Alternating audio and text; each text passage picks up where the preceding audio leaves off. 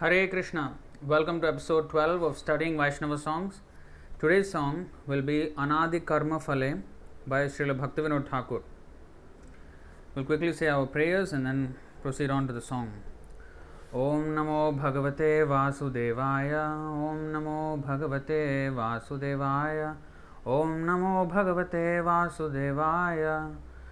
Om Ajnanatimirandhasya Jnananjanashalakaya Chakshurunmilitam Yena Tasmai Shri Gurave Namaha. Shri Chaitanya Manobhishtam Sthapitam Yena Bhutale Swayam Rupaha Kadamahyam Dadati Swapadantikam Vandeham Shri Guru Shri Yutapadakamalam Shri Gurun Vaiṣṇavamscha Shri Rupam Sagrajatam Sahagana Raghunathanvitam Tam Sajivam Sadvaitam Savadhutam Parijana Sahitam Krishna Chaitanya Devam Shri Radha Krishna Padan Sahagana Lalita Shri Vishakhanvitamscha He Krishna Karuna Sindho Dinabandho Jagatpate Gopesha Gopika Kanta Radha Kanta Namostute Tapta Kanchana Gaurangi Radhe Vrindavaneshwari Vrishabhanu Sute Devi Pranamami Haripriye Vancha Kalpatarubhyascha Kripa Sindhubhya Evacha Patitanam Pavanebhyo Vaishnavebhyo Namo Namaha Namo Om Vishnu Padaya Krishna Preshthaya Bhutale Srimate Bhakti Vedanta Swaminiti Namine Namaste Saraswati Deve Gauravani Pracharine Nirvishesha Shunyavadi Paschatya Deshatarine Jaya Shri Krishna Chaitanya Prabhu Nityananda Shri Advaita Gadadhara Shri Vasadi Gaura Bhakta Vrinda Hare Krishna Krishna Krishna Hare Hare Hare Rama Rama Rama Hare Hare. So, today's song is Anādi Karma-Phale, Srila Bhaktivinoda Thakur. So, we'll sing the song and then we will look into studying the meaning of it.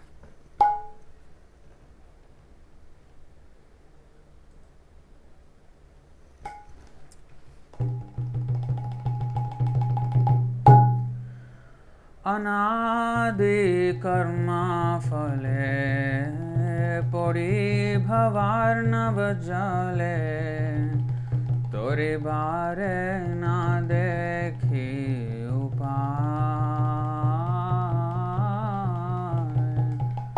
Anādi Karma-Phale Pori Bhavarnava Jale Tori Bare Na Dekhi Upay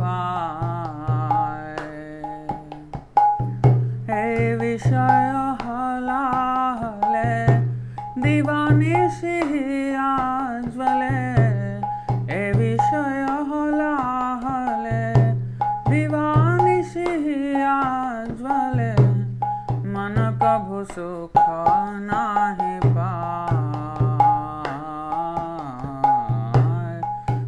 Kabhu Sukha Nahi Pāy Asha Pasha Shata Shata Klesha Deya Virata Pravritti Urmirata Hai Khela Asha Pasha Shata Shata Klesha Deya Virata Pravritti Urmirata Hai Khela Kama Krodha Adi Chhay Baat Paad Deya Bhoy Kama Krodha Adi Chhay Baat Paad Deya Bhoy Avasana Hoilo Asibela Avasana Hoilo Asibela জ্ঞান কর্ম ঠগা দুই মোরে প্রতারিয়ালয়ে অবশেষে ফেলে সিন্ধু জলে জ্ঞান কর্ম ঠগা দুই মোরে প্রতারিয়ালয়ে অবশেষে ফেলে সিন্ধু জলে এহেন সময়ে বন্ধু তুমি কৃষ্ণ কৃপা সিন্ধু এহেন সময়ে বন্ধু তুমি কৃষ্ণ কৃপা সিন্ধু কৃপা করি তোলো মোরে বালে কৃপা করি তোলো মোরে বালে পতিত কিঙ্করে ধরে পাদ পদ্ম ধূলি করে দেহ ভক্তি বিনোদে আশ্রয় পতিত কিঙ্করে ধরে পাদ পদ্ম ধূলি করে দেহ ভক্তি বিনোদে আশ্রয় আমি তব নিত্য দাস ভুলিয়া মায়ার পাশ আমি তব নিত্য দাস ভুলিয়া মায়ার পাশ বদ্ধ হয়ে আছি দয়াময় বদ্ধ হয়ে আছি দয়াময় অনাদি কর্ম ফলে পড়ে ভবার্ণব জলে তরিবারে না দেখি উপায় অনাদি কর্ম ফলে পড়ে ভবার্ণব জলে তরিবারে না দেখি উপায় এ বিষয় হলাহলে দিবানিশি আজ্বলে এ বিষয় হলাহলে দিবানিশি আজ্বলে মন কভু সুখ নাহি পায় মন কভু সুখ নাহি পায় आशा पाश शत शत क्लेश दया विरत प्रवृत्ति उर्मिराता है खेला आशा पाश शत शत क्लेश दया विरत प्रवृत्ति उर्मिराता है खेला काम क्रोध आदि छय बाट पाड़ दे अभय काम क्रोध आदि छय बाट पाड़ दे अभय अवसान हईल आसि बेला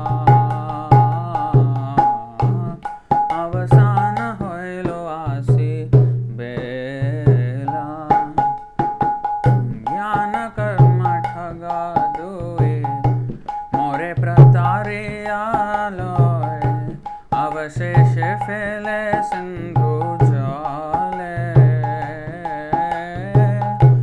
ज्ञान कर्म ठगा दुई मोरे प्रतारियालय अवशेष फैले सिंधु जले एहेन समये बंधु तुमी कृष्ण कृपा सिंधु एहेन समये बंधु तुमी कृष्ण कृपा सिंधु कृपा करे तोलो मोरे बाले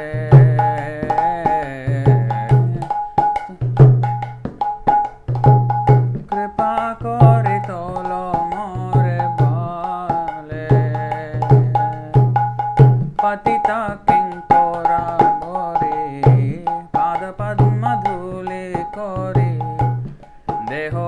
bhakti vinode ashray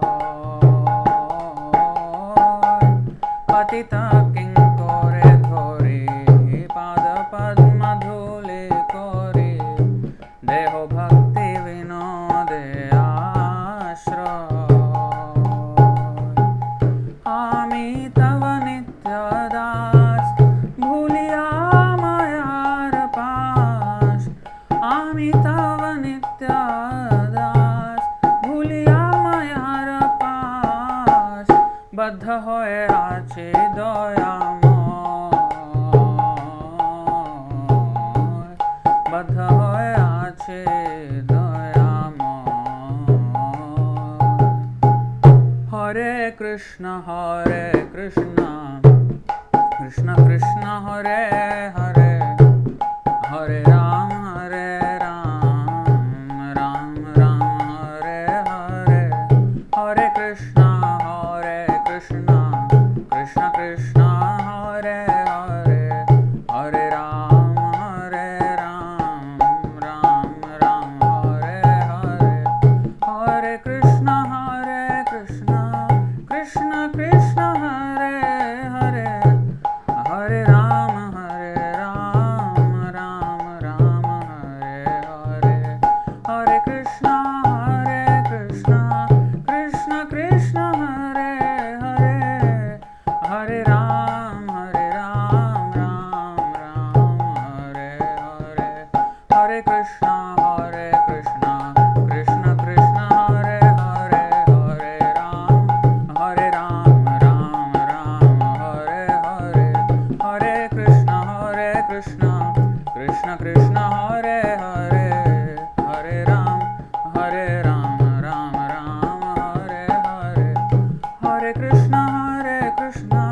Krishna Krishna Hare Hare Hare Ram Ram Hare Hare Hare Krishna Krishna Krishna Hare Hare Hare Ram Ram Hare Hare Hare Krishna Krishna Hare Hare Hare Ram Ram Hare Hare Krishna Krishna Hare Hare Hare Ram Ram Hare Hare Jaya Radha Madan Mohan Radhe Jaya Radha Madan Mohan Radhe Jai Jagannath Jai Baladeva Jaya Subhadra Jai Jagannath Jai Baladeva Jai Subhadra Jaya Gauranitai Jaya Gauranitai Nitai Gaura Hari Bol Nitai Gaura Hari Bol Jaya Bhakti Vinod Jaya Bhakti Vinod Jaya Bhakti Vinod Jaya Vaiṣṇava Thakur Jaya Vaiṣṇava Thakur Jaya Vaiṣṇava Thakur Jaya Prabhupada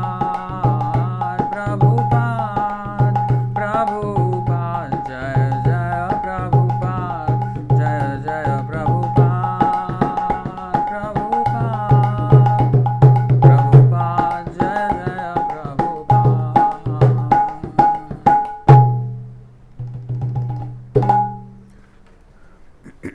Jai Srila Bhaktivinoda Thakur ki Jai.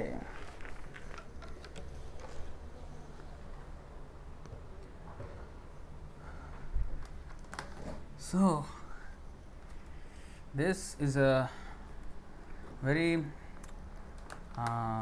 important song for devotees. Anādi Karma-Phale Podi Bhavaranav Jale.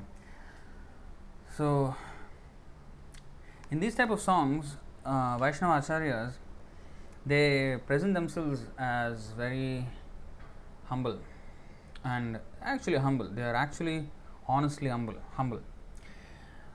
and at the same time they teach us how to be humble. As I said many times in other lectures, I started this series of studying Vaiṣṇava songs so that devotees will become conversant with the attitude of a Vaishnava. Of course, there are many songs, explaining many things. Now, in these type of songs, a very feeling prayer is offered to the Lord, begging Him for His mercy. So now, let's the title itself, Anādi Karma-Phale. So karma, we all know, the action and reaction. Whatever we do, we have to suffer or enjoy the results of our activities. Now, not only activities, our words, our thoughts and everything. Now, Anādi Karma-Phale. In Bhagavad Gita, there is this, in the introduction, you can see that Srila Prabhupada is explaining that there are 5 topics in the Bhagavad Gita, and they are Ishvara, Supreme Lord, the Jiva, which is the living entity, which we all are, and then the material nature, Prakriti, Kala, time, and finally Karma, which is the work in this material world, fruitive work. Now, out of these 5, 4 are eternal and 1 is not. The ones that are eternal are Ishvara, the Lord, the living entity Jiva, Prakriti, the material nature, Kala, time. These 4 are eternal. Now, you may think, Supreme Lord is eternal, fine, we are eternal, fine. How is the material nature eternal? The material nature is eternal because Bhutva Bhutva Praliyate.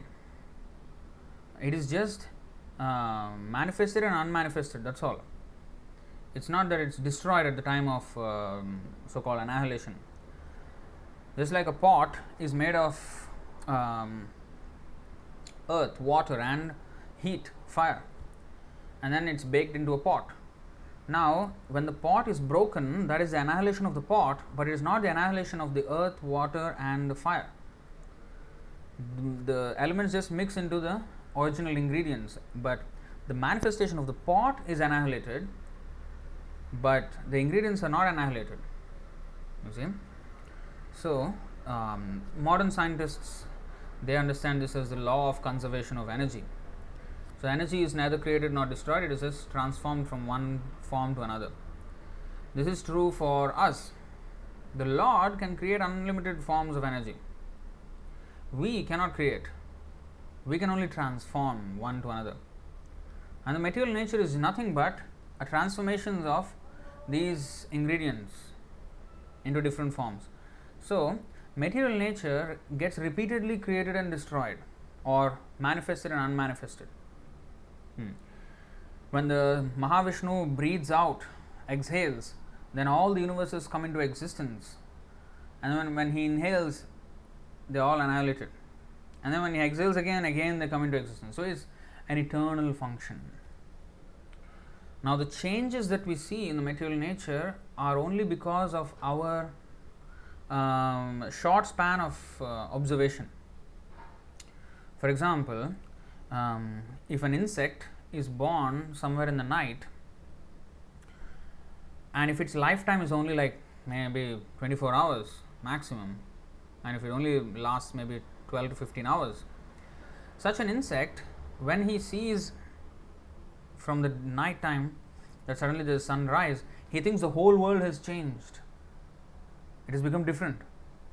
But we know there is nothing different, it's just a regular occurrence. But because the lifespan is so short, or the window of observation of time is so short for the insect, whatever happens within that, he calculates it as a very big change, as a very big thing. So, we also consider creation, destruction and changes. Oh, there is major change in the 21st century, technology is advancing. We are seeing these changes, every Kali Yuga these things happen. Actually, it's not advancement, it is actually devolution. It's going down, in fact. We're going more primitive now. Because these kinds of technology always existed in much more sophisticated forms in the Vedic civilization, and also they used to know how much to apply so-called material comforts or facilities. They did not get blinded by these things and forgotten their aim of self-realization. No, they were completely aware of the fact. But now people are becoming blind to that. They are becoming like animals, sophisticated animals. So it's actually going down. So anyway, the changes that we see over a short span of time, they may appear very grand and very drastic, but actually, if you see from the viewpoint of eternity, these are regular occurrences, just like seasons of the sun or the seasons of the earth, and the movements of the sun in the day. You see, like day and night, and then there are seasons, which also happens because of the earth and sun movement. So the seasons, now if there is winter and then there is suddenly summer, or from summer it suddenly turns winter, it looks like very drastic, especially in those areas near the poles, or as you go closer to the poles, you will feel the difference is very drastic. Summer is like around maybe 30 degrees Celsius, and then winter is like minus 30 degrees Celsius, minus 40 sometimes, in some parts. So the difference is absolutely like completely different worlds. They look like completely different worlds in summer and winter. Now that may appear as a very drastic change, but if you live for a few years, you will see that actually it's a regular occurrence. So likewise, there are different spans of seasons, and these are called yugas, and also there are manvantras. At different levels there are so many like this cycles of time. Now, Anādi Karma-Phale. So material nature is eternal, although it may look like temporary or something. Actually, it's eternal. There's a regular pattern that is going on, and Kala, time is also eternal. Now you may say, no, we only have limited time in this world, and then we are finished. Yes, the time quota given to this body is limited. Time itself has no quota, because time goes on even after the destruction of this body, and there's nothing that can destroy time, nothing that can diminish the power of time in this material world. In the spiritual world, it does not have any power at all. Time does not have any power. Here, it is so overbearing that Krishna says, Kalosmi lokakshaya krit pravriddho. He says, time I am, the destroyer of the worlds. So time eventually crushes everything in its path. Everything that is created will be destroyed under the wheel of time. It will crush. So now, the one thing that is left, karma, is not eternal. Why? Because if we surrender to Krishna, then the karma, that our resultant reactions of past misdeeds, will become completely nullified. Sarvadharman parityajyam mamekam sharanam vraja aham tvam sarvapapebhyo mokshayishyami ma sucha. Krishna says. He declares boldly that you surrender to me exclusively, giving up every other dharma, every other so-called duty or religious principle that you have accepted. Give that up and just surrender unto me. I will rid you of all sinful reactions, all, sarva papebhyo, not just like many or almost all, no, all sinful reactions. Complete termination. Bhidyate hridaya granthis, chhidyante sarva samshaya, kshiyante chasya karmani, kshiyante chasya karmani, drishta evatmani sware. So these are the Vedic references. So karma can be completely nullified, and that means, in fact, this whole material world was created for that purpose, so that we nullify our karma. You may say, what? This material world is created so that we are put here, we get entangled in karma. Yes, because we wanted it. But then it is designed in such a way that it eventually will become frustrated and turn back to Krishna and end it. And once we end it, that means we are ready for readmission into the kingdom of God, Vaikuntha Loka. So Anādi Karma-Phale. Now this word is that Anādi means without beginning in time, some time in the past, way before we can comprehend, since time immemorial. There's no trace in history when this exactly happened, but it happened. What happened? So we chose not to be servant of Krishna, or not to serve Krishna favorably. So then our karmic cycle started. So when we re-establish ourselves to the point where I want to serve Krishna favorably, then our karmic cycle stops. So when we choose not to serve Krishna favorably, our karmic cycle starts. When we choose to serve Krishna favorably, our karmic cycle stops. So at some point in time we desired like this, and then it started. I mean, since we cannot remember when it happened, therefore it's called Anādi. Adi means beginning. Anādi means without beginning. There's no beginning, like there's no trace in history when this happened. So long ago, since trillions upon trillions upon trillions of years, lifetimes, we have been doing this. Karma-Phale, the fruit of karma. What is that? Experiencing the fruits of my karma since time immemorial. Now, phale means fruit. Now, even in Bible it is said, as you sow, so shall you reap. Aprarabdha phalam papam kutam bijam phalonmukam kramenaiva praliyeta Vishnu bhakti ratatmanam. So, in the Vishnu Purana it is stated that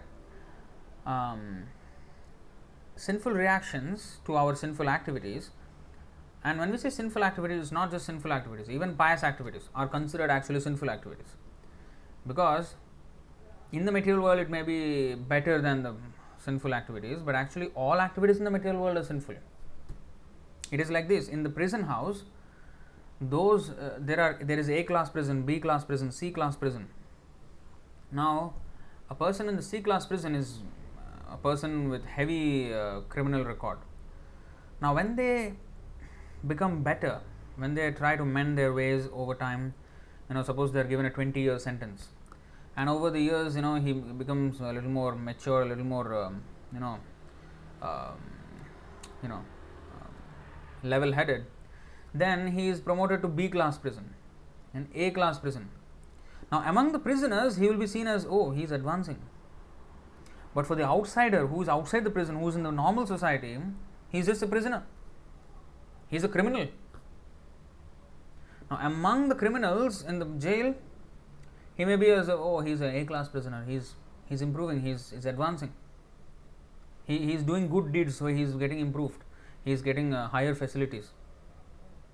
But from from a normal society point of view, we look at him. He is suffering. What kind of improvement? He is still a criminal.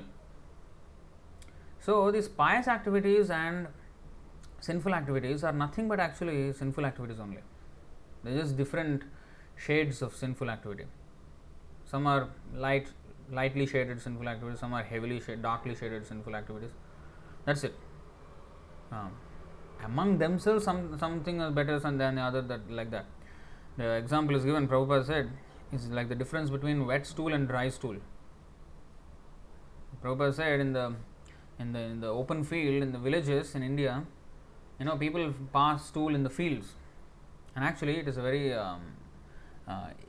ecologically very viable way to do it. This whole sewage system nowadays, it's very unnatural way of doing it, but those days they used to do it properly. Anyway, they used to pass stool on the open field. Now, when the sun rises and comes into midday, the outer portion of the stool becomes dry. So it becomes dry, and the inside will be still wet. Now, as I am saying this, you might feel, what disgusting thing he is talking about. Yeah, that's precisely the point. So both are disgusting. Whether it's dry or wet, stool is stool. What is this? Why are we talking about stool? So it's like that. So we may think, oh, pious activities going to heavenly planets is better than going to hell. But actually both are stool. One is dry stool, one is wet stool. That's it. So Prabhupada said we actually came to this material world to pass urine and stool only. That's it. So Suvishaya, Kuvishaya. There are two things. Pious activities, sinful activities. Actually both are Vishaya. Both will keep us trapped. Whether we are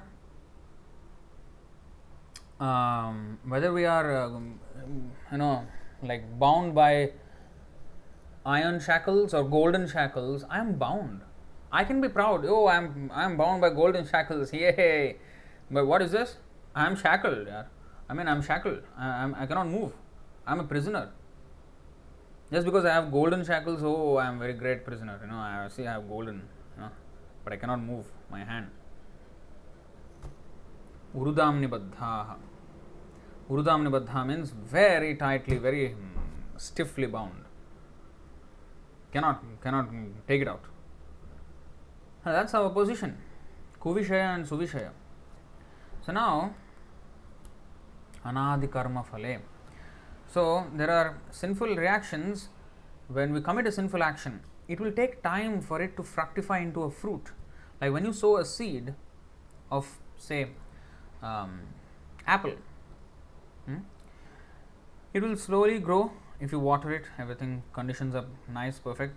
Then it will grow into a sapling, and then into a plant, and then into a young tree. Then it will grow even further, and then in the season, then there will be fruits, flowers and fruits, and finally, when you have the fruit which is ripe, then you will be able to taste the result of your hard work or the result of what you have sown at that time. So there is a lag in time. You see? So this Karma-Phale means the fruit, because we only experience the result of our actions when it is in the fruit stage, when it is in the ripened fruit stage. Until then, we don't experience it. It is building up. It is coming to that. When it comes as a fruit in that stage, then it will hit us. We will get some health problem or accident or some anxieties or some legal cases or some family issues, whatever. In different ways, it hits us. You see, that means when it hits us, it's already in the phala stage, the fruit stage.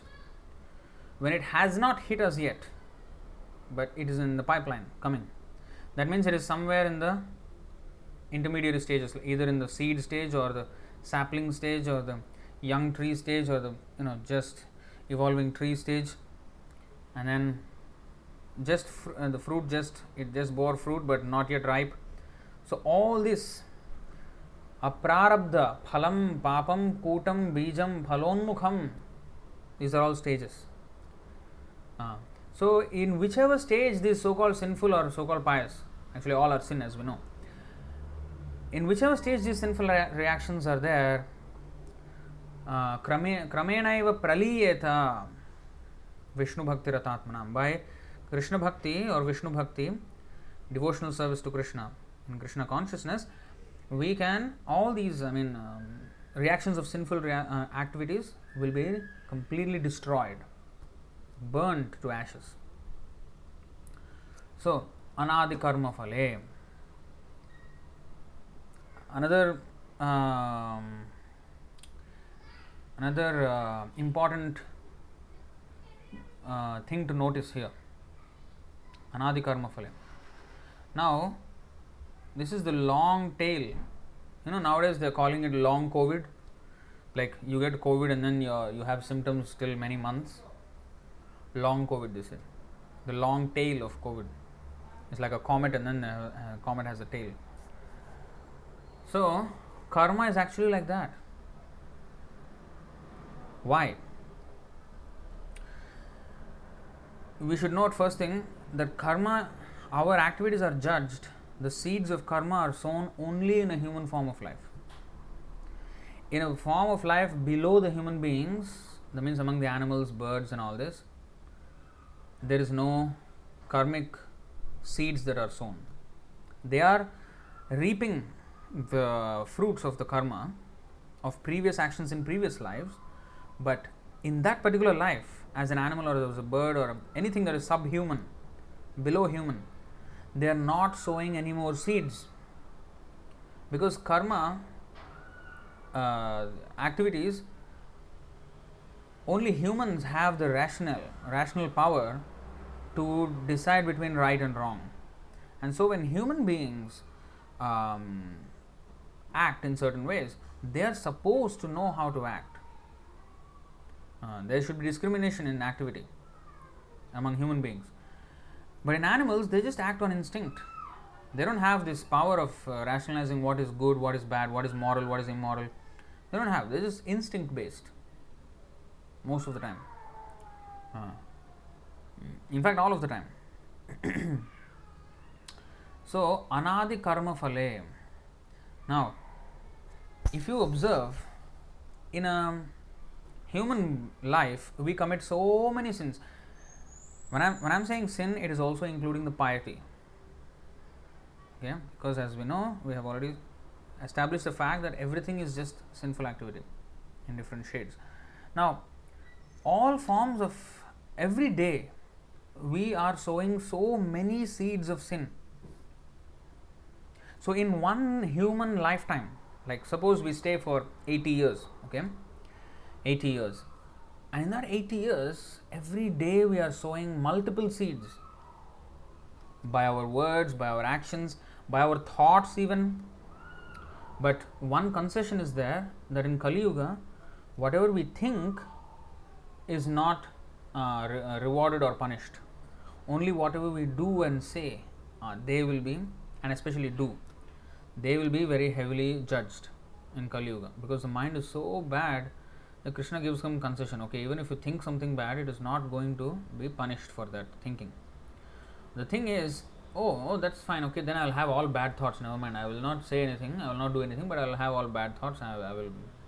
But the problem with that is, it may eventually translate into actions if we harbor those bad thoughts. So we should, rectify all such thoughts by filling ourselves with Krishna consciousness. Otherwise, we will run the risk of committing activities which are based on this material feelings of enmity and friendship and neutrality and all these things. So, but if it is in the stage of thought only and it has not translated into word or action, it will not be punished in Kali Yuga. That is a concession.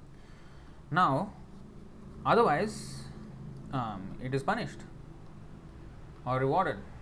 Basically, it is different degrees of punishment only. So now,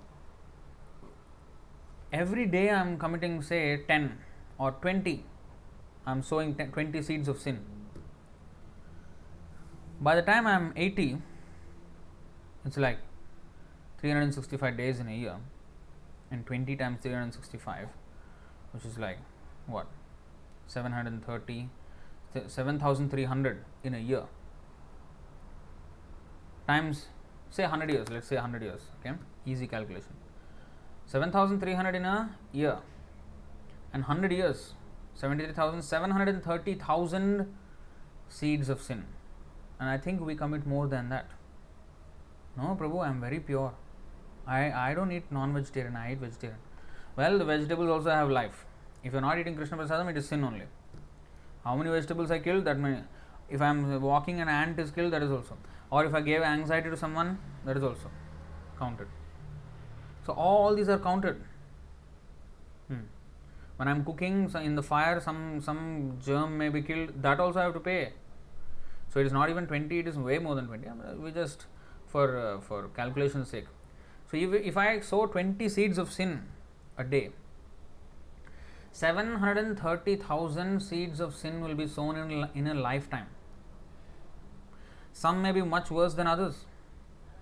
Like if somebody commits abortion, that's not all seeds are same. Like an apple and an orange or a bitter melon or some poisonous fruit, they are all different, right? So each seed is not the same again. So now there are different degrees of these sins, and all these are sown in one lifetime. Now, can we, if when we come to Krishna consciousness, completely surrender to Krishna, then Krishna will rid us of all these sinful reactions. But if we don't, then we have to pay for that. And payment will not happen in one lifetime. So, I'll just take you to this. I've shown this before, but you see, try to understand Anādi Karma-Phale. So, 330, I will just go to the index. Okay. Now, you see, this is from the Srimad Bhagavatam, Canto 3, Chapter 30. Okay. This is the description of a man who is attached to his household, attached to his family and all.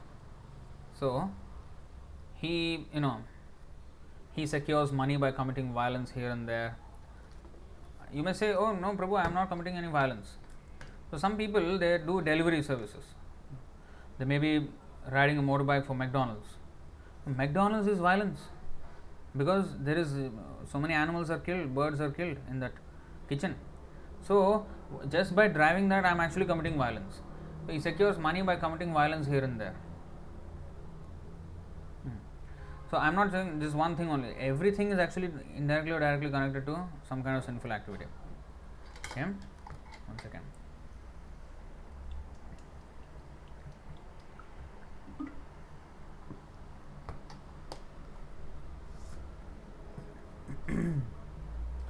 So now, in this way, he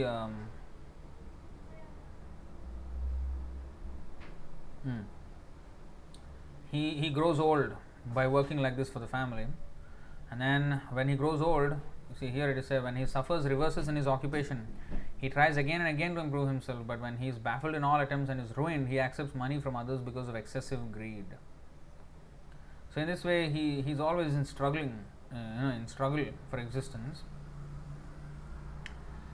Now, thus he remains at home. This is when he becomes very old now. Seeing him unable to support them, his wife and others do not treat him with the same respect as before, even as miserly farmers do not accord the same treatment to their old and worn out oxen. The foolish family man does not become averse to family life, although he is maintained by those whom he once maintained. Deformed by the influence of old age, he prepares himself to meet ultimate death. Now, thus he remains at home like a pet dog and eats whatever is so negligently given to him. So, he will have so many diseases. He can eat only little. He will become invalid and he cannot work anymore. And all kinds of health problems. And finally, thus the man who is engaged with uncontrolled senses in maintaining a family dies in great grief, seeing his relatives crying. He dies most pathetically in great pain and without consciousness. At death, he sees the messengers of the Lord of Death come before him, their eyes full of wrath, and in great fear he passes stool and urine.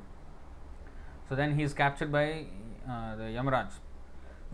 Now, what happens after that? I mean, not Yamaraj, Yamadutas, the servants of Yamaraj. Yeah? So, what happens after that? While carried by the constables of Yamaraj, he is overwhelmed and trembles in their hands. While passing on the road, he is bitten by dogs and he can remember the sinful activities of his life. He is thus terribly distressed. Under the scorching sun, the criminal has to pass through roads of hot sand with forest fires on both sides. He is whipped on the back by the constables because of his inability to walk, and he is afflicted by hunger and thirst. But unfortunately, there is no drinking water, no shelter, and no place for rest on the road. While passing on that road to the abode of Yamaraj, he falls down in fatigue, and sometimes he becomes unconscious, but he is forced to rise again. In this way, he is very quickly brought to the presence of Yamaraj. Okay? With great suffering, he is brought to Yamaraj. Thus, he has to pass 99,000 yojanas within 2 or 3 moments, and then he is at once engaged in torturous punishment which he is destined to suffer. 99,000 yojanas is about 800,000 miles, 792,000 miles. Very, very far, but in 2 or 3 moments he is gone. He is placed in the midst of burning pieces of wood and his limbs are set on fire. In some cases, he is made to eat his own flesh and have it eaten by others. So, and his entrails are pulled out, his intestines are pulled out by the hounds and vultures of hell, and he's able to see it still alive, and he's bit by serpents, scorpions, gnats, and other creatures. Then his limbs are lopped off and torn asunder by elephants, and is hurled down from the hilltops. He is also held captive either in water or in a cave. Men and women whose lives are built upon indulgence in illicit sex life are put into many kinds of miserable conditions in the hells known as Tamisra, Andatamisra, and Raurava. So in this way, he passes in hell. Okay, there's so much suffering there in hell. After that, all for what?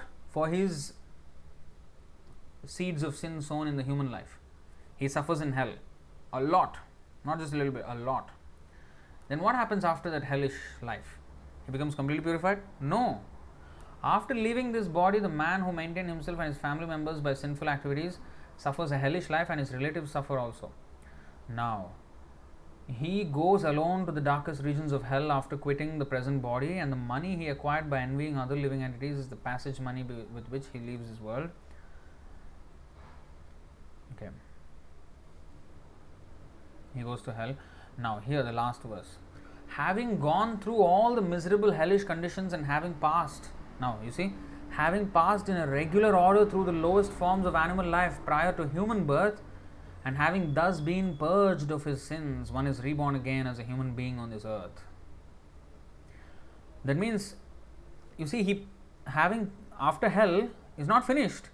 He is born as an animal. How low in the evolutionary cycle? We do not know. It depends on the seriousness of his sins. So suppose he starts off as fish. Jalaja Navalakshani, 900,000 forms of fish. So he goes to one fish species, then goes to the next higher, all the 900 species. Suppose he has fallen absolutely to the lowest species. In fish also to the lowest. Then now he has to pass through 8 million species of life before he can come to human life. So, 900,000 fish, and then there is Krimayo Rudra Sankhaka. So there are 1.1 million types of reptiles and insects after fish. So one by one, in each species he has to lead his life, and all these animal lives, subhuman life, whether insect, fish, is full of suffering, extremely full of suffering. Remember, all this suffering, the hell already finished, so much suffering, again is coming and going one by one, all the animal species. This is basically another whole range of hells. Animal life is just hellish life. So, all this is going through for what? For one human lifetime worth of activities. Just see the long tail, the long COVID. This is the long tail of human life. What we are doing in this one lifetime of 80 years, whatever lifetime we have, you see how long we have to suffer the reactions. Then he goes to insects, reptiles, then birds. Pakshinam Dashalakshanam, 1 million type of birds. In each bird species he has to spend time. And then Trimshal Laksha Chatushpada, 3 million types of 4-legged animals. 3 million species. And then comes the human species. In there also there are many uncivilized tribals who are almost like animals. And then finally civilized life. So you see how much we have to suffer for those seeds of sin we are sowing in this human life. Anādi Karma-Phale. For one human lifetime we have to, just imagine how valuable is this human lifetime, how responsible is this human lifetime, and what are we doing with it. So we should remember always. Anādi Karma-Phale. Just one lifetime. How many times we have been as humans? How many times? Every time we are going up and down and up and down and up and down. So just imagine how long we have been here. So that is the first line, Anādi Karma-Phale. Podi Bhavarnava Jale. Bhavarnava. Arnava means ocean, Jale means water, Podi means I have fallen into the, Bhava means this repeated cycle of birth and death. So I have fallen into this ocean of repeated cycle of birth and death. Bhava means to become. Because every single lifetime, our ego, our false ego, takes on a different identity. So we become a fish, we become a dog, we become a cat, we become a bird, we become a spider, we become a human being, we become a demigod, we become, a snake. So these are, or a tree. So we become. Actually, we don't become anything. The soul is always the same. But becomes means we think we become. Now, at this point, we think we are a human being. We have become a human being. So that become is bhava. Bhava means to become. So every time we take on these different identities, and therefore it's called bhava. So basically, bhava means this birth in different bodies. So this birth and death cycle is called bhava. Therefore, so Podi Bhavarnava Jale, Bhava Sagar they call it. Same. So Podi Bhavarnava Jale. Tori bare na dekhi upay. I don't know any, upay means an idea how to come out. I don't have any idea. Na dekhi, I do not see any means, upay. Actually, the other day, just give me a second here.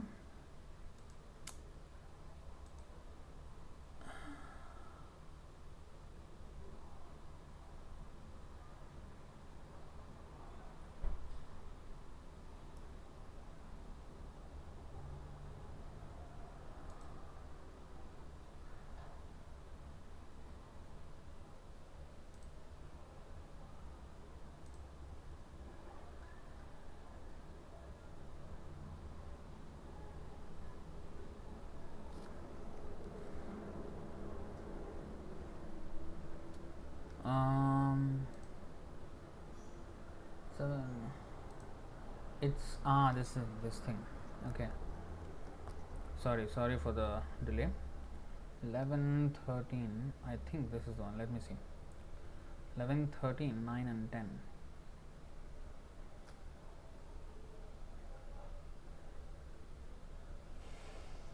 Now this. No, not this. How about 7:25? 7:25.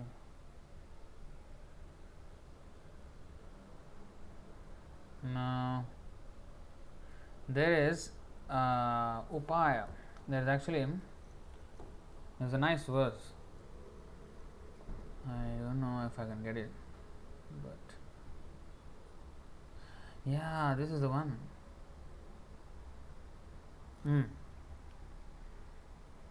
Yes, this is the verse. 11:234 Srimad Bhagavatam. ये वै भगवता प्रोक्ता उपाया ह्यात्मलब्धये अंजः पुंसाम् अविदुषाम् विद्धि भागवतान् हितान्. Even ignorant living entities can very easily come to know the Supreme Lord if they adopt those means prescribed by the Supreme Lord Himself. Upaya. I'm showing this verse because of the word upaya. Now, the process recommended by the Lord is to be known as Bhagavad Dharma, or devotional service to the Supreme Personality of Godhead. So, we can only understand the Lord, and if we understand the Lord, what happens? You see, if we understand the Lord, then our birth and death cycle is finished. Bhavarnava is finished. 4.9 Krishna is saying, Janma karma cha me divyam evam yo vetti tattvataha tyaktva deham punarjanma naiti mameti. So Arjuna, this is the upaya, this is the means by which one can stop the cycle of birth and death.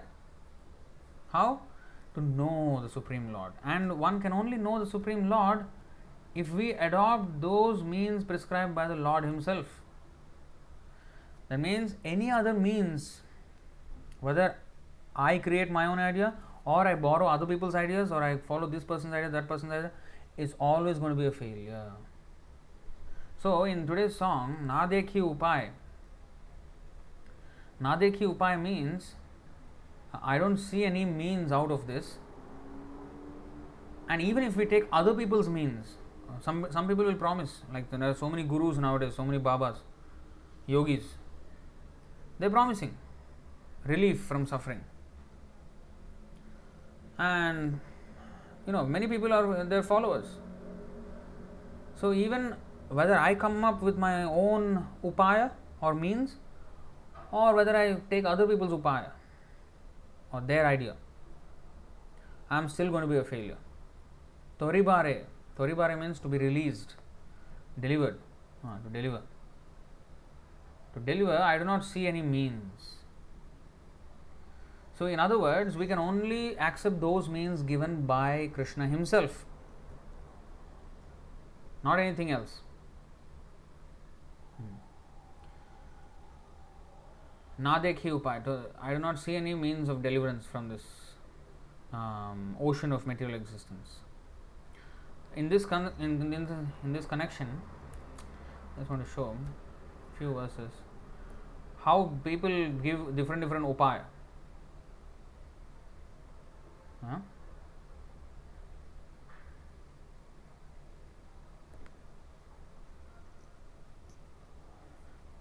The real upaya is here in the Vedas.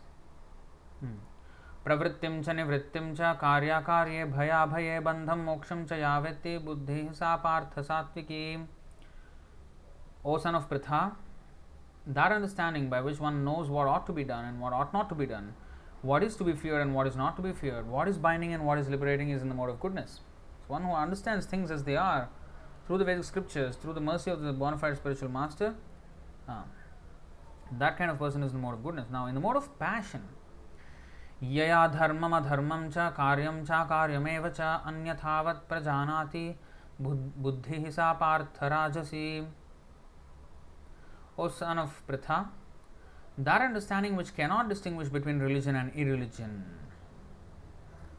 not clear about the upaya, the means to get out of suffering. They accept different means out of suffering. Some people think money will get me out of suffering. Oh, that is an idea. Okay, this person is teaching me how to earn money, and then I can be financially independent, then I can be free, then I can be happy, all my miseries will be gone. So in different ways, different people are trying to come up with ideas to help, so-called helpers. But actually, none of them will work. Only the upaya given by the Supreme Personality of Godhead will work. That is that 11 to 34 verse. Srimad Bhagavatam. Let's go back to that verse again. What is that? ये वै भगवता प्रोक्ता उपया ह्यात्मलब्धये अंजः पुंसाम अविदुषां विद्धि भागवतान् हितान्. If they adopt those means prescribed by the Supreme Lord himself, then yes, they can easily know him. So people do not know and they get confused. They don't know what is correct, what is wrong. Now then there are others in the mode of ignorance. Yaya dharmam adharmam cha karyam cha karyameva cha. Oh, this one we have already done. Adharmam dharmam itiya manyate tamasavrita sarvarthan viparitamscha buddhi sa partha tamasi.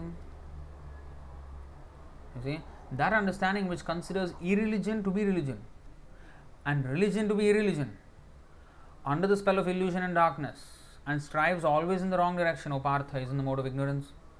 This is the worst upaya. Now there are people who give these upayas.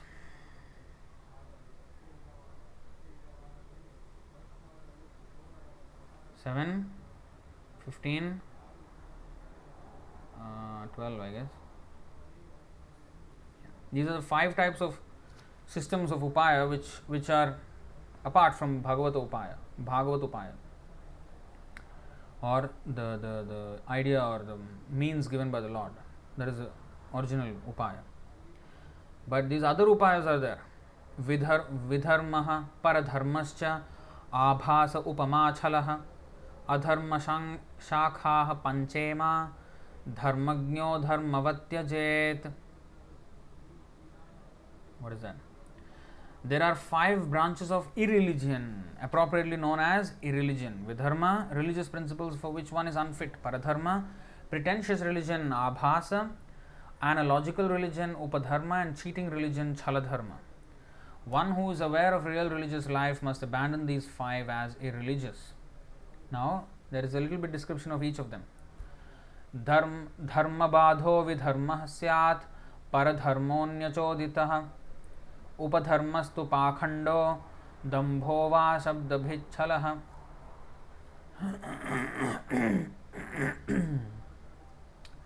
Religious principles that obstruct one from following his own religion are called vidharma. Religious principles introduced by others are called paradharma. A new type of religion created by one who is falsely proud and who opposes the principles of the Vedas is called upadharma. An interpretation by one's jugglery of words is called chaladharma. Nowadays it is very fashionable to create new systems of religion. Then, yastvicchaya kritah pumbhir abhaso hyashramat prithak svabhava vihito dharmah kasyaneshtaha prashantaye. A pretentious religious system manufactured by one who willfully neglects the prescribed duties of his order of life is called abhasa. Who willfully neglects the prescribed duties of his order of life is called abhasa, pretentious religious system. A dim reflection or false similarity. But if one performs the prescribed duties for his particular ashram, okay, this is the question again. It's going into another conversation. But you see, these are the different types of irreligion. All these upayas won't work. Toribare na dekhe upay. All these upaya will not deliver us from our miserable condition.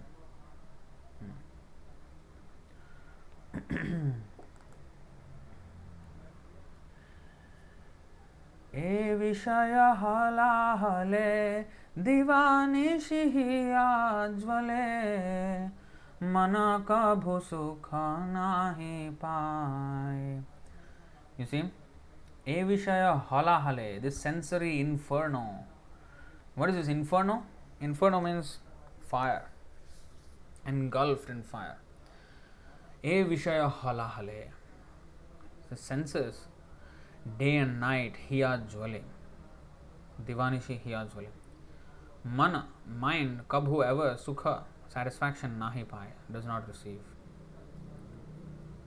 So it burns. That's why in the morning we sing samsara davanala leedha loka tranaya karunya ghana ghanatvam praptasya kalyana gunarnavasya Vande Guru Shri Charanarvindam. So, samsara davana leadha loka. This loka, this whole material world is like a great forest fire. And it is burning everyone. Why are you, Prabhu, why are you saying like this? I'm sitting in the air condition, Prabhu, I'm cool. Put some Ray-Ban sunglasses, I'm super cool. So, the thing is, these are, whoever talks like this, no brains. Material world is full of suffering. Nothing but suffering. Birth, death, old age and disease. Birth, very painful. Death, very painful. Old age, very painful. Disease, very, very painful. All these are painful conditions. If you think, oh, these are only, painful, but birth happens once in a lifetime and finished. We don't even remember. Very good. Death, maybe the last few years, last few days will be a little bit painful. Or if I die in an accident, just 1 second, I don't even know that I died, so it's okay. Disease, when I have some disease, I'll have some pain. Old age, when I become old, that time, I'll try to stay fit though. I'll exercise and I'll stay fit so that I feel young even if I'm old. So I think I can, basically come out of this. It's not so bad. Well, Tapatraya. There, apart from these 4, disease not only comes once. Like now, there's a big disease going on, right? Pandemic. And not only the disease itself hurts, but because of that, economy and then jobs are gone, everything. There's so many ways a disease can hit, not just one way. So disease is there. So all these four are there. But apart from that, tapatraya, misery is caused by ourselves, misery is caused by other living entities, and misery is caused by the demigods. These things are going on. So our life is peppered with all kinds of miseries all the time. It's like a burning fire. Always we are trying to put off the fire only. We are not making any tangible progress in life. We are just putting out the fire. As they say, firefighting. We are just firefighting. This problem comes, okay, we try to solve this problem. Okay, this problem comes, okay, we try to solve this problem. Then this problem comes, then this problem, try to solve this. That's it. It's just going on. The whole life is just going on like that. On and on and on and on. Divanishi, day and night. And we create problems.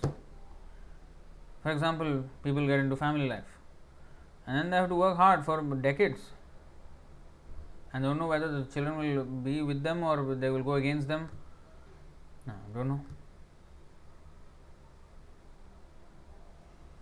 Mana kabhu sukha nahi paaye. The mind will never get satisfaction. Never get satisfaction. That's why there is this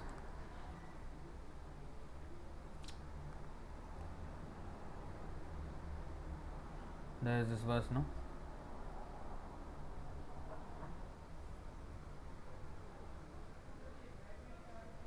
CC Madhya.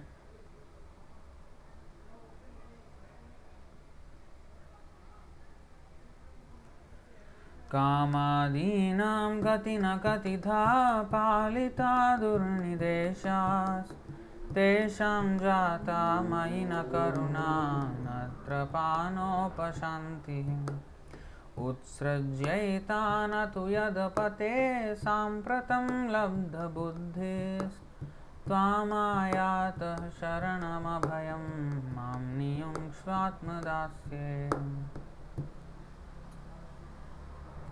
O my Lord, there is no limit to the unwanted orders of lusty desires. Although I have rendered these desires so much service, they have not shown any mercy to me. I have not been ashamed to serve them, nor have I even desired to give them up. This is Hiyajwale. O my Lord, O head of the Yadu dynasty, recently, however, my intelligence has been awakened. How it will be awakened? By contact with the pure devotee. And now I am giving them up. Due to transcendental intelligence, I now refuse to obey the unwanted orders of these desires, and I now come to you to surrender myself at your fearless lotus feet. Kindly engage me in your personal service and save me. This is also similar. So we should always remember that we are in a terrible position. First of all, we cannot be in the hallucination that I am a great devotee and we should. You see, although Bhaktivinoda Thakur, who is the eternal associate of the Lord, he is saying that Anādi Karma-Phale Padi Bhavarano Jale. He is teaching us on what is our position. At the same time, he himself is feeling like that, and is teaching us how to feel honestly. Instead of having an inflated ego that I am a very big devotee, I can follow this, I can do that, I can do this. Like this we have to do. We have to beg. As a result of my selfish, fruitive activities which are without beginning, I have fallen into the ocean of material existence, and now I can see no means of deliverance. Day and night my heart burns from the vicious poison of these worldly activities, and due to this my mind never finds any true satisfaction. Next. Asha pasha shata shata klesha deya virata pravritti urmirata hai khela.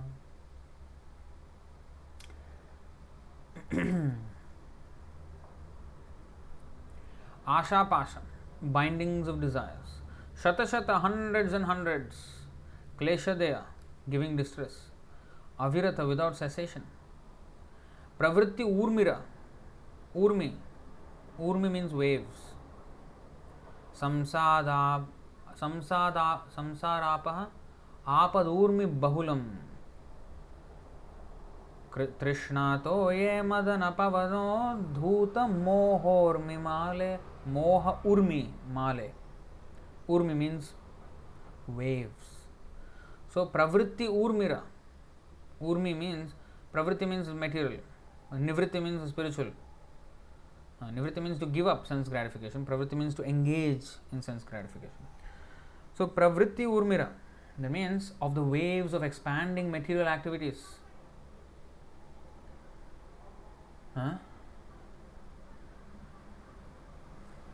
Kama krodha adi choy, bata pade deya bhoy, avasana hoilo asibela.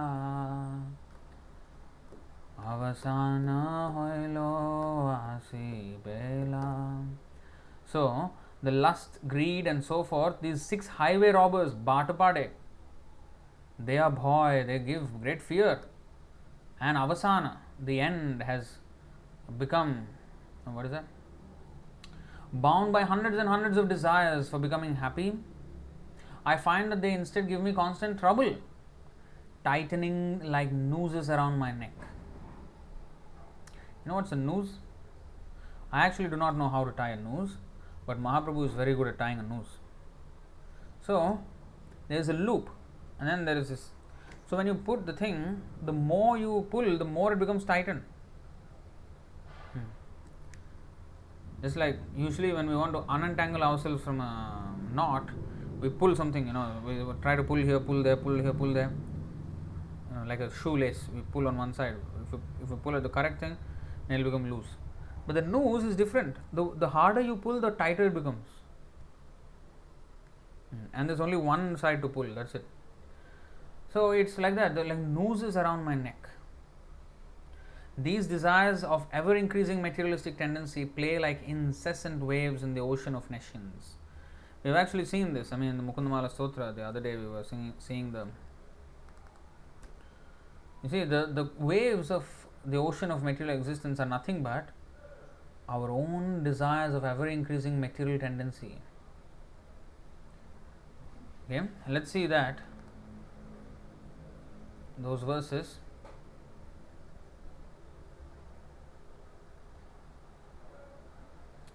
Mukundamala Stotra 13. Trishnato ye madana pavano dhutamohormimale dharavarte tanaya sahaja graha sangha kulecha samsarakhe mahati jaladhau majjatam nastridhaman padam bhoje varada bhavato bhakti navam prayacha. O Lord of the 3 worlds, we are drowning in the vast ocean of samsara, which is filled with the waters of material hankering. What is the water in the ocean of nescience? Oh, this ocean. What is the? Where is the ocean and what is the water? The water, vast ocean of samsara, which is filled with the waters of material hankering. Waters of Trishna Toye. This Trishna means thirst, the desire for sense gratification, the desire to gratify the senses, the thirst for sense gratification. Water, Toye, Trishna Toye. So the water in this ocean is nothing but our desires. It's not like some other water, something I'm falling there. No, it's the water created my own desires. See? Trishna Toye. And then in the ocean is not just still water, like nothing going on. No, there are huge waves. And what are they? Madana pavano dhutamohormimale. Madana pavana, by the winds of lust. Uddhuta, stirred up. Moha urmi, pravritti urmi, same thing. Moha urmi, male, rose, series of waves, unstopping waves. So that is this ocean of material existence. And then, apart from all of that, suddenly there are storms. What are the storms? There are whirlpools sometimes. Well, these are storms already. Madana pavano dhuta mohor mimale. There's a storm going on. And then added, first of all, there is ocean of water. In the ocean of water, however great swimmer we are, we will submerge at one point. We cannot extricate ourselves from that condition, right? Unless somebody else helps. Now, that is already a dangerous position. Then there is a storm in the ocean, added danger. Then there is, apart from that, there is a whirlpool. Dharavarte. The whirlpool will suck us deep into the waters. And what is that whirlpool? Dhara. Dhara means wife. Wife is the whirlpool. So the attachment to the wife. What is that? Mahat sevam dvaram ahur vimukte stamo dvaram yoshitam sangi sangam.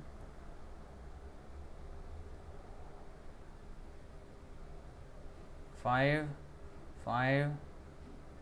2. Mahantaste samachittaha prashanta vimanyavah suhrita sadhavo ye. One can attain the path of liberation from material bondage only by rendering service to the highly advanced spiritual personalities, whether impersonalist devotees. Whether one wants to merge into the Lord's existence or wants to associate with the personality of Godhead. So, if you want to merge into the Lord's existence, you have to serve the impersonalists. But if you want to associate with the Lord, then we have to serve the devotees.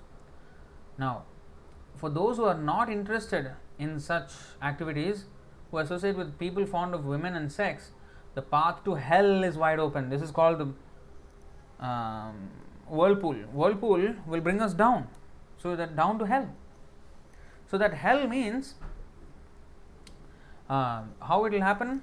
By lust. And lust is satisfied with woman. So attachment to woman will bring us down to hell. Okay?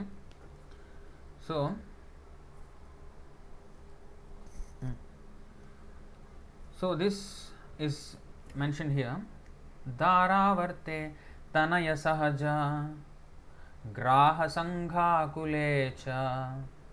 Now you are in the ocean, you have a storm, then you have a whirlpool, then you have sharks. Huh? How is that? Huh? Extra. What is that bonus offer? Sharks. And not one shark, school of sharks. It's like Tanaya Sahaja. Brothers and sons, all are compared to sharks in the ocean. Sangha means hordes of them, not just one or two, hordes. Our relatives are how many? Cannot even count. So many relatives, this way, that way, and friends.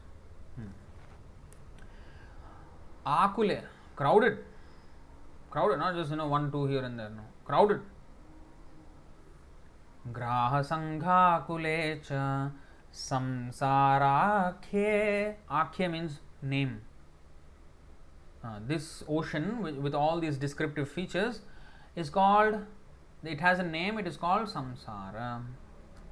Samsarakhe mahati jaladho. Mahati means vast. Jaladho means in the ocean. Majjatam nastridhaman. Majjatam, we are drowning. Oh Lord, please. Tridhaman padam bhoje. Lotus feet. Varada bhavato bhakti navam prayacha. So bhakti navam, give us the boat of devotion to your lotus feet, Krishna, and save us from this horrible waters, ocean of nescience, of material existence. See how metaphorical description is given. And this is not an exaggeration. It is not. It is actually a fact. Although we may think, oh no, come on, that's very harsh words. You cannot call a wife a whirlpool. Come on. Well, that's the thing about this. That's the thing about this material ocean. We are drowning, but we have no desire to come up sometimes. We love the whirlpool. Let me go down deep into the waters. Oh shark, let me dive into the mouth of the shark. No. This is what we are mad. We are maddened.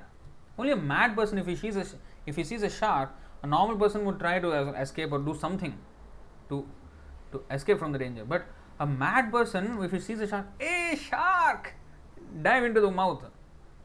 Whirlpool, aha! Which which sane person will do that? No.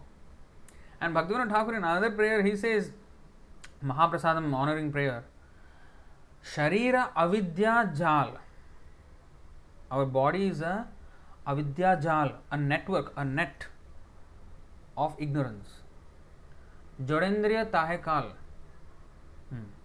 Jive phele vishaya sagare.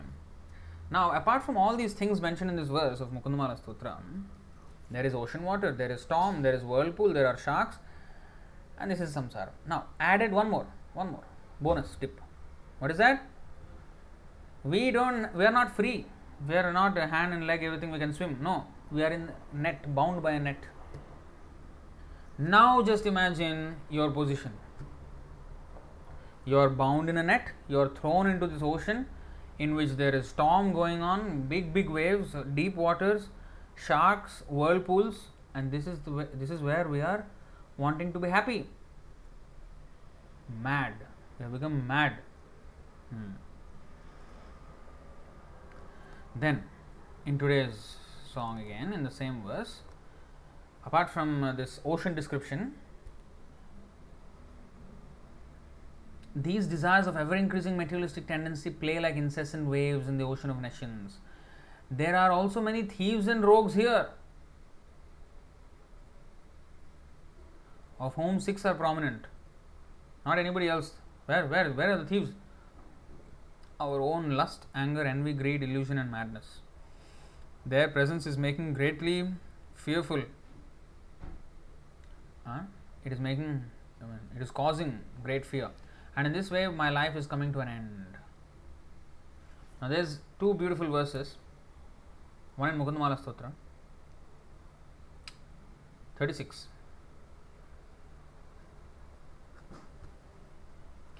Actually, let us see another verse. Srimad Bhagavatam, Canto 8, Chapter 22, verse 9. Nice verse. Anybody who wants to be happy in the material world should not read this verse.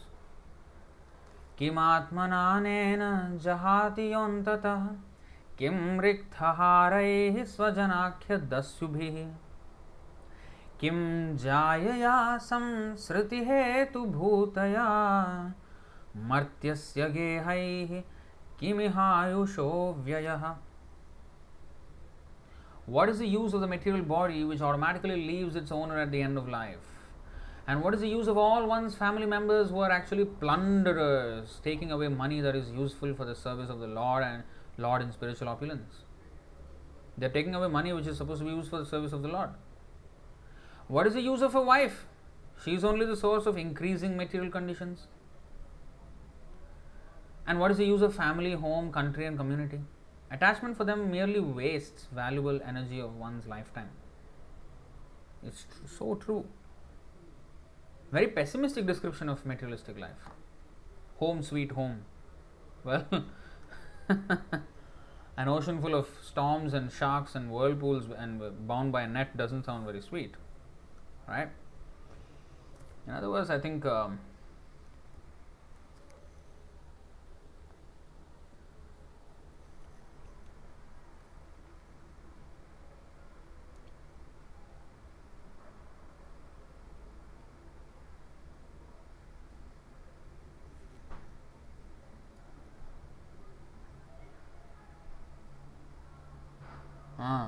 5:13:26.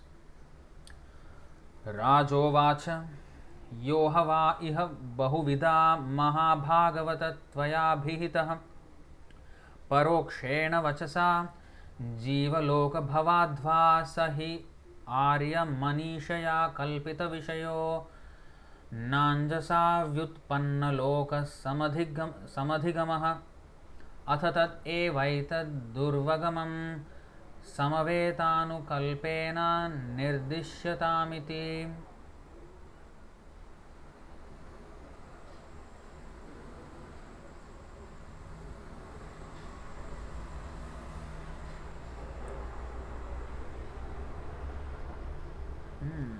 Interesting.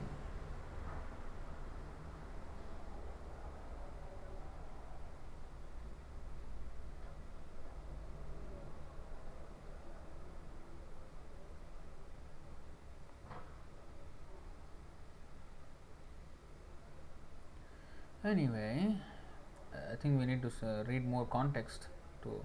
But anyway, you see this translation. King Parikshit then told Sukadeva Goswami, "My dear Lord, O great devotee sage, you are omniscient. You have very nicely described the position of the conditioned soul, who is compared to a merchant in the forest. Merchant in the forest. From these instructions, intelligent men can understand that the senses of a person in the bodily conception are like rogues and thieves in that forest. Remember this. And one's wife and children are like jackals and other ferocious animals. In the ocean is compared to the sharks and whirlpools. Here, jackals and other ferocious animals. However, it is not very easy for the unintelligent to understand the purport of the story because it is difficult to extricate the exact meaning from this allegory. I therefore request Your Holiness to give the direct meaning." And I think here, this is the more direct. अथ च यत्र कौटुम्बिका दारापत्यादयो नाम्ना कर्मणा वृकसृगाला एवानिच्छतोऽपि कदर्यस्य कुटुम्बिन उरणकवत् संरक्ष्यमाणं मिषतोऽपि हरन्ति. My dear king, family members in this material world go under the names of wife and children, but actually they behave like tigers and jackals. They go under the name of wife and children, but they act like tigers and jackals. A herdsman tries to protect his sheep to the best of his ability, but the tigers and foxes take them away by force. Similarly, although a miserly man wants to guard his money very carefully, his family members take away all his assets forcibly, even though he is very vigilant. So, these kind of descriptions are given. Now, these highway robbers there are two verses, one in the Mukundamala Stotra, 36. अंधस्य मे हृतविवेकमहाधनस्य चौरैः प्रभो बलिभिरिन्द्रियनामधेयैः मोहान्धकूपकुहरे विनिपातितस्य देवेश देहि कृपणस्य करावलम्बम्. O Lord, the powerful thieves of my senses have blinded me by stealing my most precious possession, my discrimination.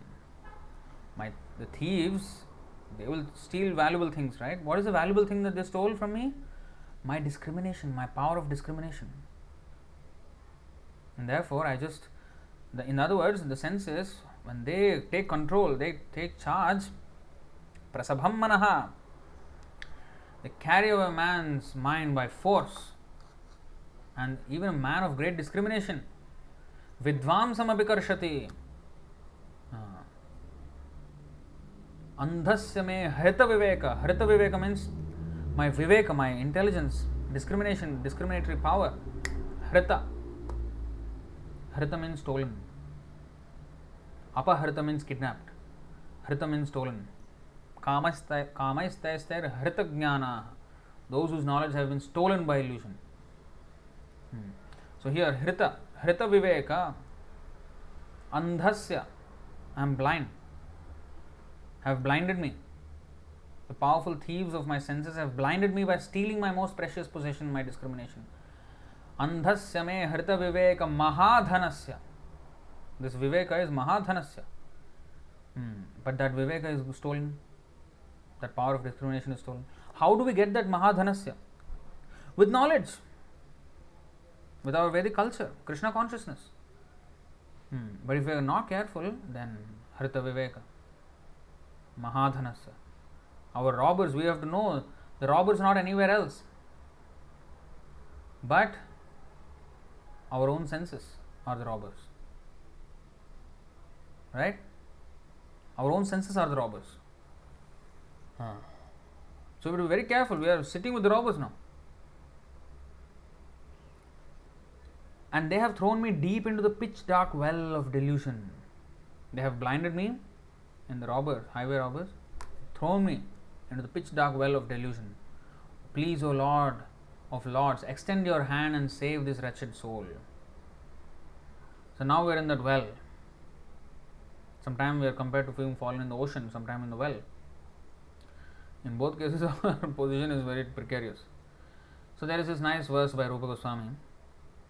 Manasi japanijushte labdhapatosmi dushte timiragahana rupe hanta samsara kupe ajitanikhila raksha hetumudhara daksham upanaya mama haste bhakti rajjum namaste. Alas, I have fallen into the deep, dark, filthy well of samsara in which the viper of sex desire dwells. Viper means snake.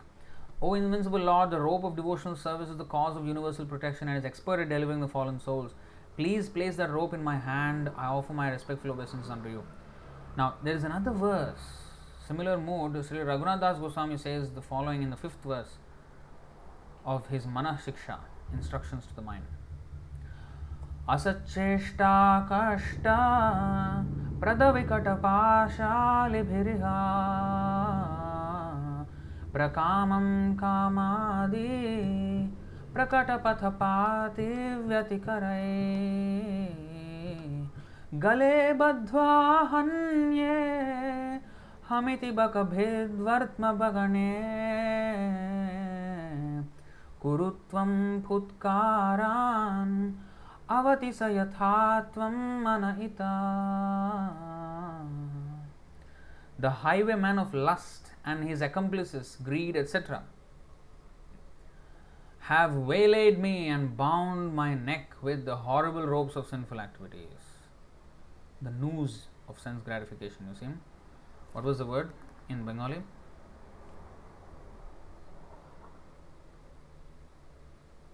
Tightening the nooses.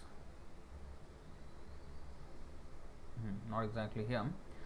But you see, the highway robbers, Batapade, they are bhoy, they cause me great fear. They thrown me into this well of samsara. And in the Raghunath Das Goswami verse also, Gale badhva hanyeham iti bakabhid vatmapagane. Bakabhid means the killer of Bakasura. Have waylaid me and bound my neck with the horrible ropes of sinful activities. O mind, please scream out for help, crying, O Krishna, O killer of Baka, I am on the verge of death. If you do this, then Krishna will certainly save me. Kurutvam phutkaran avatisa yatha tvam mana itaha. So, see how much philosophy is there in these songs. So, in other words, these are the moods in which Hare Krishna Mahamantra should be chanted. The ecstasy of the devotee, the ecstasy of Bhaktivinoda Thakur, in different moods while chanting Hare Krishna Mahamantra. That means when we are chanting Hare Krishna Mahamantra, Prabhupada said that we have to chant just like the child crying for the mother, helplessly. So that kind of mood we should have. So that kind of mood is expressed in these words of these songs.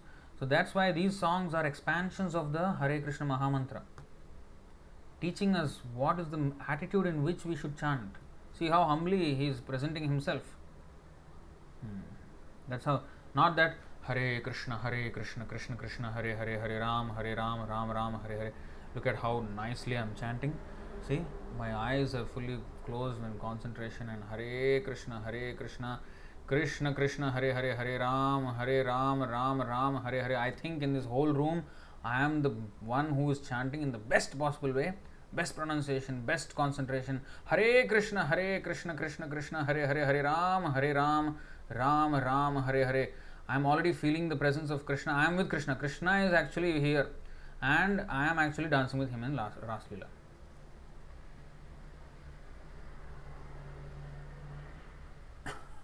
Instead of thinking like this is how we have to think. I am the worst fallen person. Krishna, please, I have nothing. I am chanting and chanting. I have no, concentration on the holy name. I have no attraction for this. That's why Chaitanya Mahaprabhu has taught us. Durdaivam idrisham ihajani na anuraga. Ajani na anuragaha. This attraction has not taken birth in my heart. So that's how we should,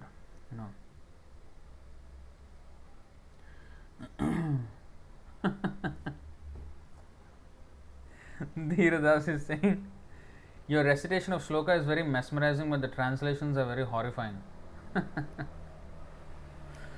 Yeah. There's a horror, presented in a melodious tune. Melodious horror, sweet poison, or rather bitter medicine. Because this is actually the real fact, but it is horrifying actually, but it's composed in a beautiful way. Alright, so now their presence is making me greatly fearful, and in this way my life is coming to an end. Jnana karma thagadui more pratari aloy avasheshe fele sindhu jale. Jnana karma thagadui, intellectual knowledge and fruitive activity. Thagadui, the two thugs. The word thug comes from, I think, this word thaga. Nowadays they like to use this word thug life. What is this thug life? Jnana karma thagadui, two thug life, double thug life. Jnana karma more pratariya loy, cheating me. The intellectual knowledge and fruitive activity cheating me. Avasheshe fele sindhu jale. The two highway robbers named intellectual knowledge and fruitive activity have cheated and misled me into the ocean of misery. Imagine you're walking on a highway and going to one city, and then they mislead you and then throw you in the ocean.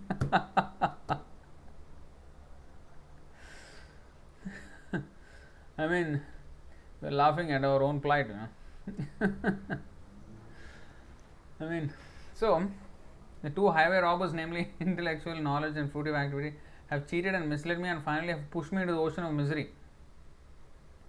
At such a time as this, dear Krishna, you are my only friend. Please show kindness and uplift me from this condition of suffering by employing your divine power. Now, here is where the thing is. Now, he is the real friend, Krishna. Suhridam sarvabhutanam gyatva mam shantim richati. Krishna says in Bhagavad Gita that if you take me as the supreme friend, as your real friend, then you will get peace. What does that mean? Supreme friend. A friend gives nice direction, nice guidance. Suhridam, Krishna is giving guidance. Bhagavad Gita, Bhagavatam is giving guidance, and through the acharyas, through the devotees. So we have to take the guidance. Suhridam sarvabhutanam. So we have to take. So that means that is the meaning of he is the greatest friend. It's not that, oh, Krishna save me, I am waiting for you, where are you, I am dying, where are you, I still cannot see you. No, this is rubbish. You are already there. Bhagavad Gita is there, open the book. All the books are Krishna speaking directly. In fact, Prabhupada said, Krishna spoke and I wrote, that's it. He dictated and I wrote. This is Krishna's words. Krishna is speaking through the Bhagavad Gita. You are an ocean of mercy.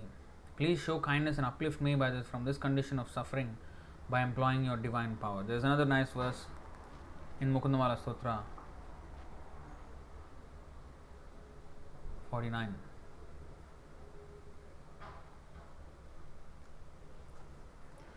Tattvam prasida bhagavan kuru mayyanathe Vishno kripam paramakarunikah khalutvam Samsara sagara nimagnam anantadinam Uddhartum arhasi hare Purushottamosi.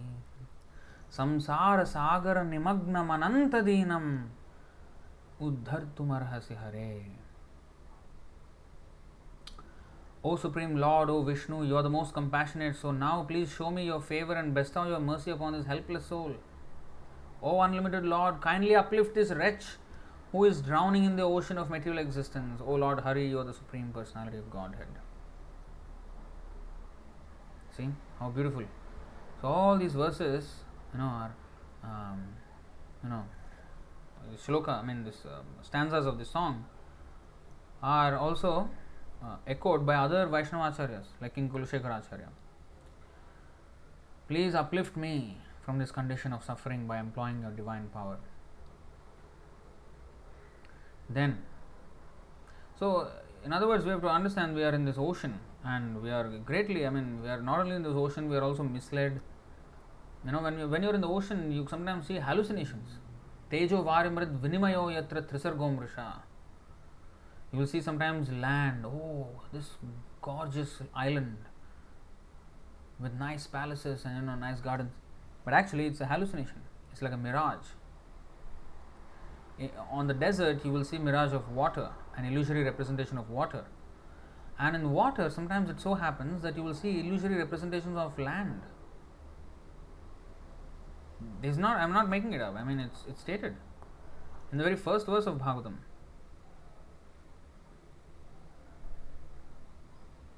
One. Om Namo Bhagavate Vasudevaya Janmadhyasya yaton vayaditaratash charteshvabhignasvarat tene brahma hridaya adhikavaye muhyanti yatsuraya tejo varimridam yatha vinimayo yatra trisargom risha dhamna svena sada nirasta kuhakam satyam param dhimahi. See, especially I'll go to this part of it. By him, from here, by him, even the great sages and demigods are placed into illusion, as one is bewildered by the illusory representations of water seen in fire or land seen on water.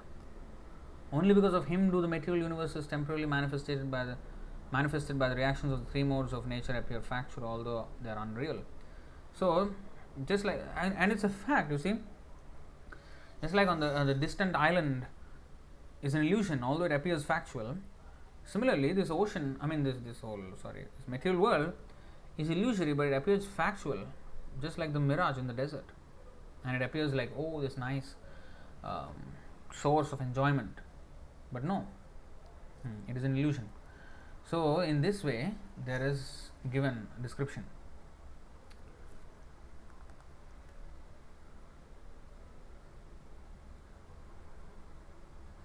And because of that, what happens is, we don't even realize that we are in a problematic situation.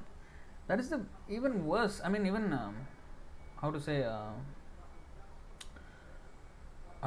problematic feature of our existence in this material world is that it is all surrounded by suffering. We are in the midst of complete suffering, but we think we enjoy. That makes matters even worse, because then you will not even try to get out of it. You see, at least if we are in the ocean, we will know we are in danger if we are surrounded by all these things. But a madman, if a madman goes into the ocean, oh, what is going to happen? You see, he doesn't even know. So there's this verse, and we get cheated by the illusory representations, or by the cheating upaya or means or ideas given by different people. Loka swayam shreyasi nashta drishtir yorthan samiheta nikama kama anyonya vairah sukhalesha hetor ananta dukkham chanaveda mudha. Perfect description, 5:16. Anyonya vairah sukhalesha hetor ananta dukkham chanaveda mudha. Now you see, due to ignorance, the materialistic person does not know anything about his real self-interest, the auspicious path in life. He is simply bound to material enjoyment by lusty desires, and all his plans are made for this purpose. For temporary sense gratification, sukhalesha hetor, very slight, happiness. Such a person creates a society of envy, anyonya vaira, And due to this mentality, he plunges into the ocean of suffering. And after falling into the ocean, such a foolish person does not even know about this. Oh.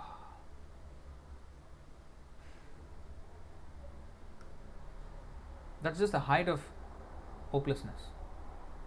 At least in this completely hopeless condition, if I know I am in a hopeless condition, I can at least cry out for help.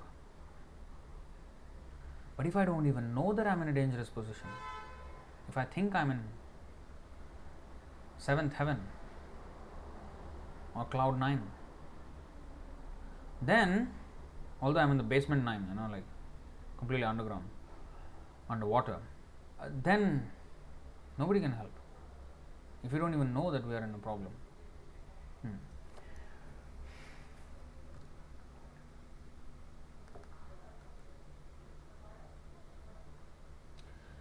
Then, patita kinkore dhari, pada padma dhuli kori, deho bhakti vinode ashray.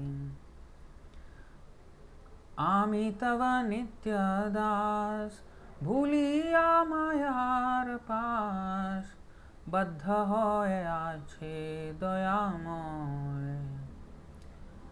Patita kinkare, your fallen servant, dhari pada padma dhuli, catching the dust of the lotus feet, kori, making, deho, please give, bhakti vinode, to bhakti vinod, ashray, shelter, please give me shelter and give me some dust of your lotus feet. Ami tava nitya das, I am your eternal servant, such as this. What is this, such as this? What kind of meaning is this? Tava nitya das. It's very direct. Your eternal servant. Ami means I, tava nitya das means I am your eternal servant. Mayar pash, bhuliya mayar pash, forgetting in the noose of illusion, baddha hoy ache dayamoy. I became bound up, forgetting you. So please save me from this. Grasping hold of this fallen servant and fixing him as a particle of dust on your lotus feet, please give shelter to Bhakti Vinod. O most merciful Lord, I am actually your eternal servant, but forgetting this, I have become bound up in the snare of Maya.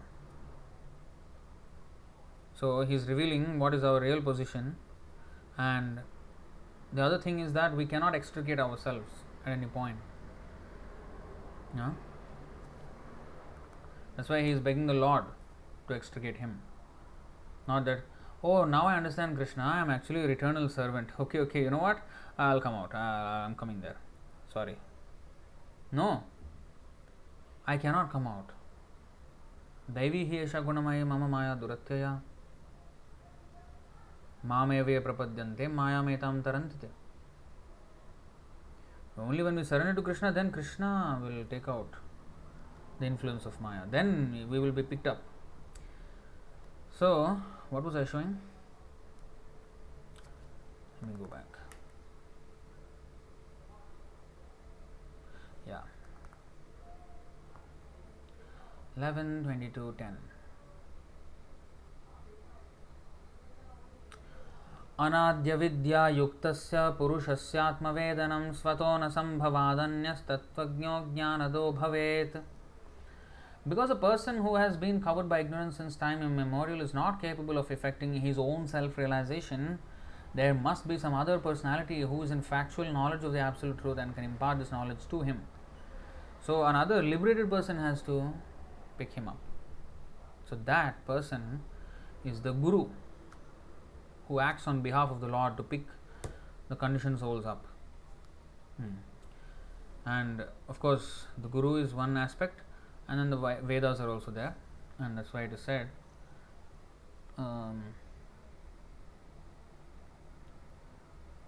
Madhya Leela, chapter 20, text 122, I guess.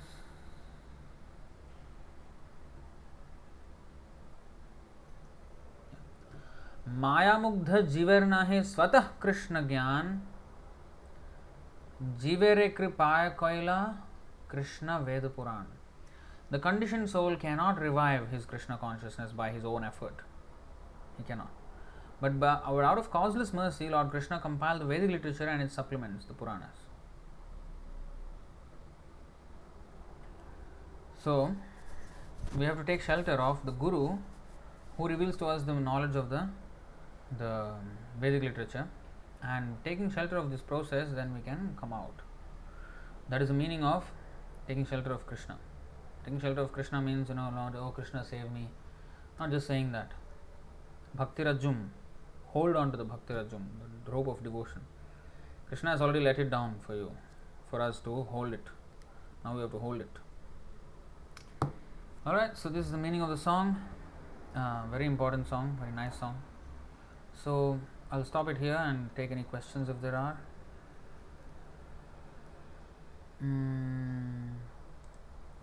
Dhiradas is saying, after 2 months, finally a Vaiṣṇava song. Really? We had another song, no? Recently? Was it like a month back? Something we had a Vaiṣṇava song, isn't it? That's what I remember. I don't know.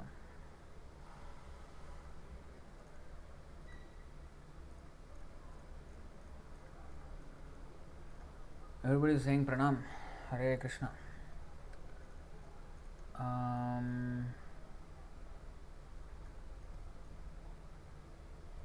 Okay.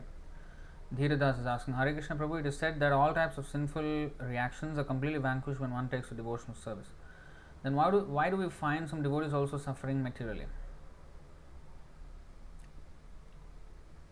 So, it depends on how seriously we take to this process. Srila Bhaktisiddhanta Saraswati Thakur described that initiation will not have the same effect on everyone. It depends on how seriously we take up the order of the spiritual master. That is one thing. And even those who have taken, like for example, Srila Prabhupada has taken the order of his spiritual master the most religiously, right? Even then he had 2 heart attacks, he was hit by the bull, he fell down, then there's so many hardships he went through. Pandavas, what did they do to go through all the hardships? So why do some devotees also suffering materially? So devotee actually does not suffer provided he is in Krishna consciousness, and the so-called sufferings, they act as impetuses for the devotee to even more become determined in Krishna consciousness and lose all hope in material, trying to materially solve a situation.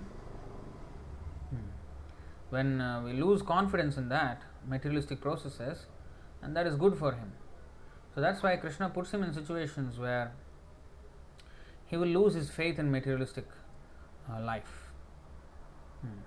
That is good, because if we have any faith in the materialistic process of living, then we cannot take shelter of Krishna with full feeling, with full surrender. What is that? Janmaishvarya shruta shribhir edhamana madah puman naivarhatya abhidhatum vai tvam akinchana gocharam. One who is distracted by so many allurements of material life, like high birth, aristocratic birth, a lot of wealth, intelligence, beauty, and he cannot approach the Lord with sincere feeling. And what is that? Bhogaishvarya prasaktanam tayapahrita chetasam vyavasayatmaka buddhi samadhau navidhiyate. Taya apahrita, hrita, again the word hrita is used. Taya apahrita chetasam, those whose minds are disturbed by this glaring allurements of Maya, and they will not have resolute determination.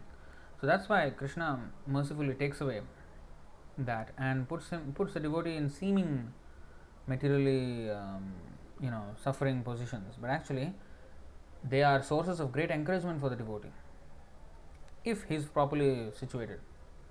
But if he is not, then he may go away. So for that reason, well, when everything is all right, when everything is not as drastic, we have to take shelter of the knowledge.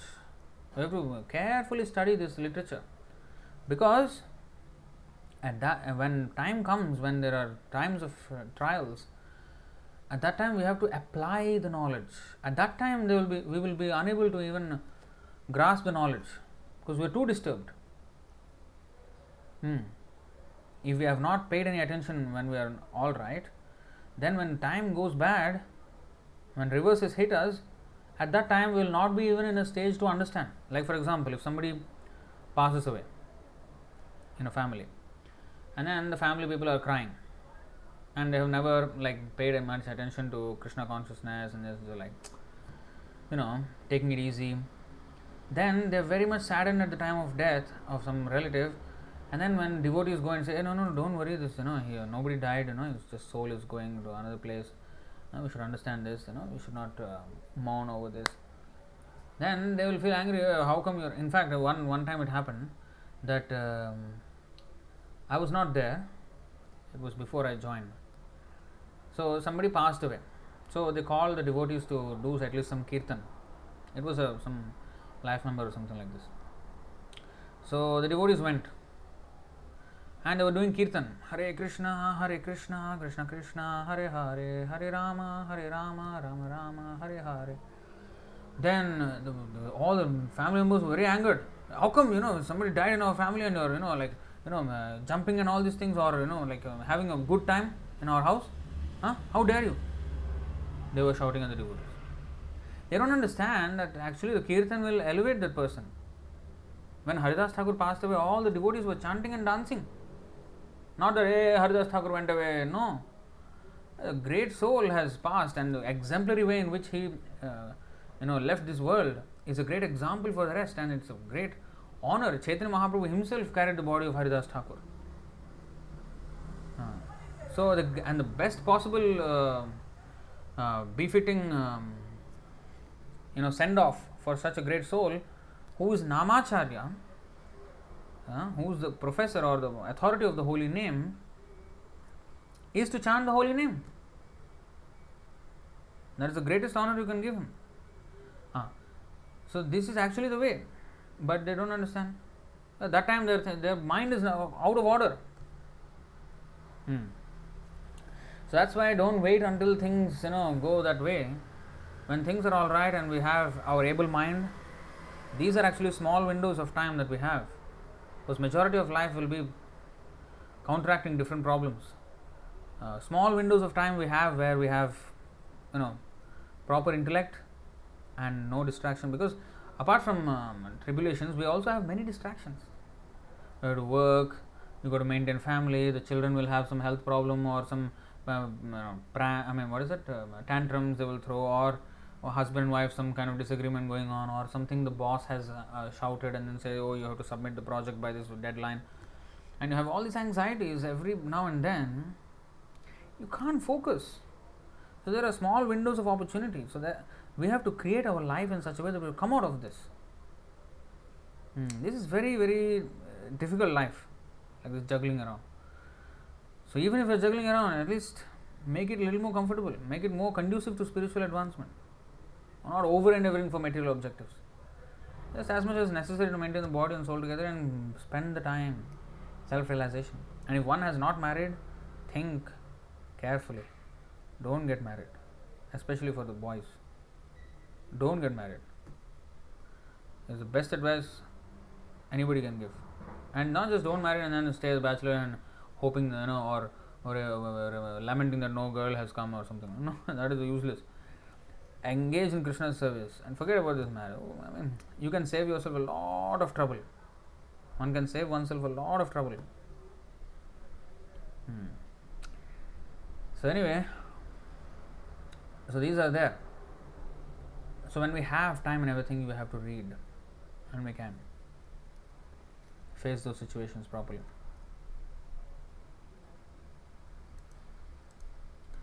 Raj Panchal, I used to make websites as a job, and some were food chain clients supporting meat eating. What is this? Anandani Mataji is saying, but your consciousness is higher, have no ego, you may be free from such sins, you are very pure than us who are in temple, Prabhu. May not did much sins, don't need to worry, Prabhu. No. It's not like that. I know myself. You can't fool me. So, I know where my mind is at and how much is a struggle to keep the mind together every single day. So, we all need the association of devotees, we all need the temple, we all need to read Prabhupada's books and execute his orders and be in the fire of preaching. Then only the mind can be controlled.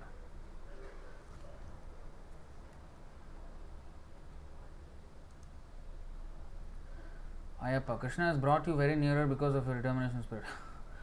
I don't know what near. I am absolutely far, far away. Far, far away. Like very far away from Krishna. I mean, people will, you all are, because you are nice devotees, you all think like this, but, the reality, I know very well.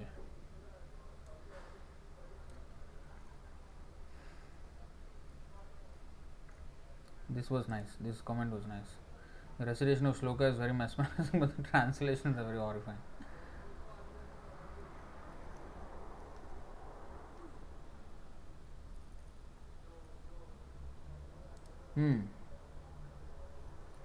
Vijay Sharma Prabhu. Hare Krishna Prabhuji, how long does it take to the jiva to complete the 8.4 million species and come to human life? Just see, if you spend 1 year in one species, it will take about 8.4 million years. But where we spend 1 year in one species, like if you're a tree, if you become a tree, then some trees stand for million, or I don't know millions, but at least hundreds of years, thousands of years. So it's not even 8 million years. It's so many millions of years we are spending in each of these species. In all of the species put together. So it's many millions of years later only we will get, and that also depends on our the activities which we did in our human life. For example, you see, one day I was seeing this lion documentary on forest, how the ecosystem and lions. Now there are some lions which rule like kings for many years, and some lions they just get killed in a great fight. And the suffering of one lion is different from the suffering of another. It's not that all lions have the same amount of happiness or suffering. No, some are more powerful than others, some are more influential, some have more sense gratification than others, some die in a young age. Some lions, they're just cubs, they're born as cubs and they're eaten up by another lion. So, or not eaten up, killed by another lion. So, it's not that every single lifetime is the same. In fact, Prabhupada said, even among trees, for example, the trees that are in the forest are better off situated than the trees on the road, where there is so much pollution, there is always noise, they cannot sleep. Whereas in the forest, in the night, they can sleep nicely. There's rest, and the fruits and flowers produced from that kind of trees in the natural habitat is much more, how to say, healthy than a tree on the roadside, which is always hit by, or sometimes pruned, sometimes cut. All these things. Of course, in the forest also they get cut sometimes. It's not that it does not get cut, but it's different, you see. So even among trees, even among plants, even among insects, there is difference in karma. So how many millions and millions and millions of years for one human lifetime's worth of activities? One human lifetime's worth. How much we are suffering. Vijay Sharma. Also, when the jiva comes to the human species, he must still have some karma left. That's precisely. Otherwise, why are we facing these reactions of different, sometimes happy, sometimes sad, sometimes painful. So it can be decided what level of human life he gets, etc., rich or poor. So karma will not be zero. Yeah, absolutely. So you see how much logistics Krishna is maintaining all these different things. movement of karma. That's why Krishna said the in the Bhagavad Gita, what is that? The intricacies of action are very difficult to understand. Right.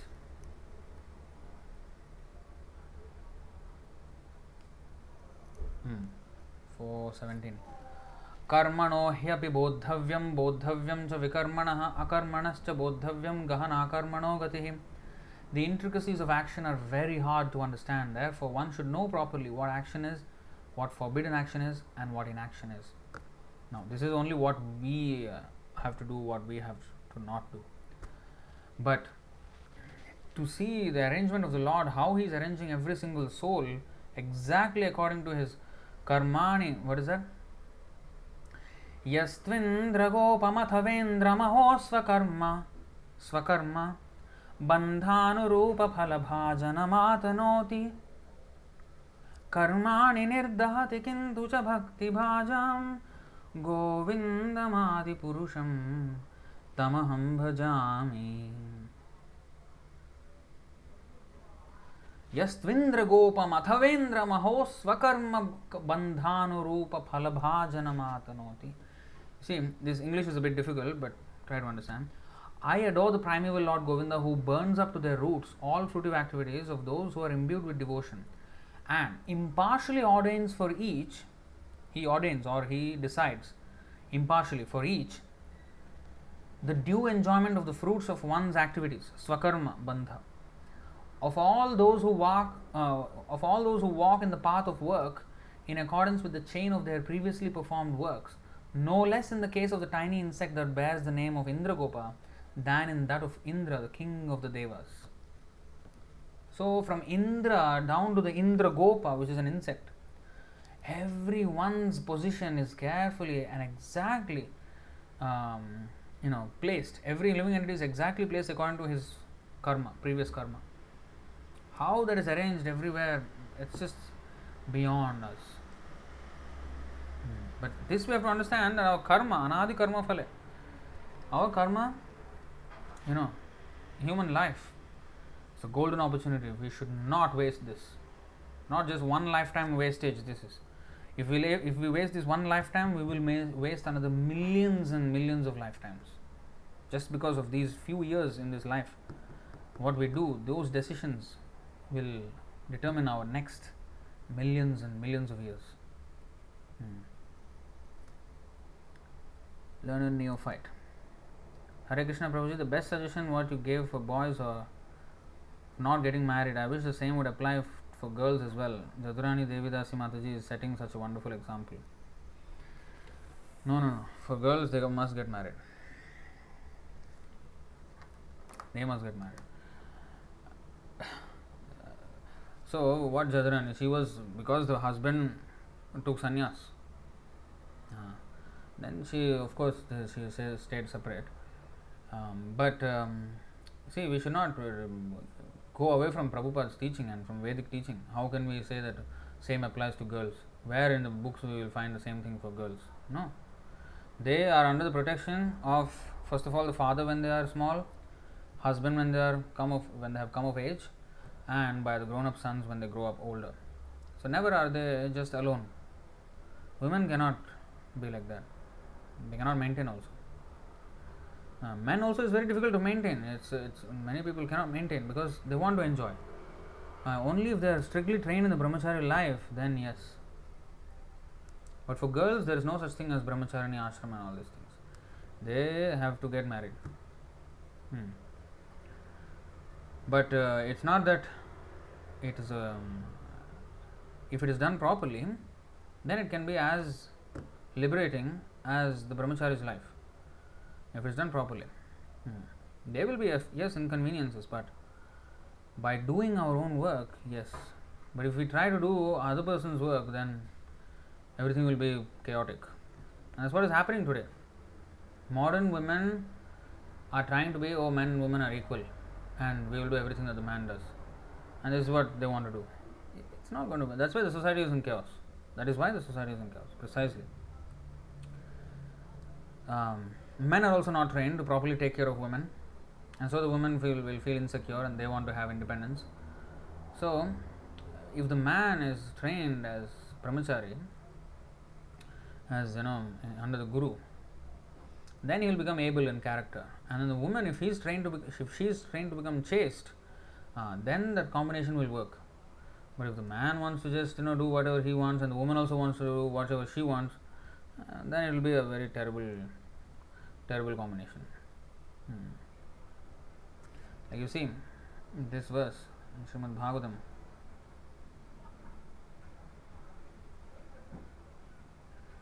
558, purport. Satya Samhita says, Brahmadhyayagnyvalkyadya muchyante stri sahayinah bodhyante kechanaitesham vishesham cha vido viduhu. Sometimes it is found among exalted personalities like Lord Brahma that the wife and children are not a cause of bondage. On the contrary, the wife actually helps further spiritual life and liberation. Nonetheless, most people are bound by the knots of the marital relationship, and consequently they forget their relationship with Krishna. So if Krishna's relationship is very much alive in a family, then it actually becomes very conducive. Still there are, I won't say there are no challenges, but if we are Krishna conscious, strongly Krishna conscious, we can navigate that. Every woman will be able to navigate that. But you see, Kunti Devi, she is a woman, one of the most powerful women in the Vedic history. And she always remained under the care of her sons, although her husband was gone. She was actually supposed to die with the husband. She wanted to die, but because of the sons, she did not. She had to take care of the sons. And when she became older, she was taken care of by the sons. You see, she even went to the forest with them, although she was not, banished. But she also went. And then finally she says this.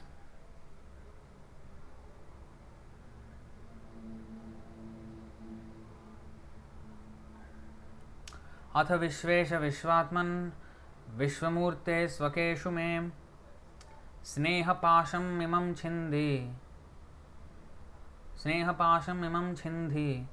Dridham Pandushu Vrishnishu.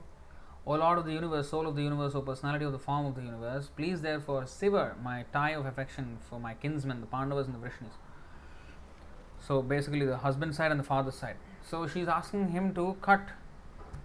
Krishna to cut all the sneha pasham, the feelings, the tie of affection that I have for this family. Please cut it off.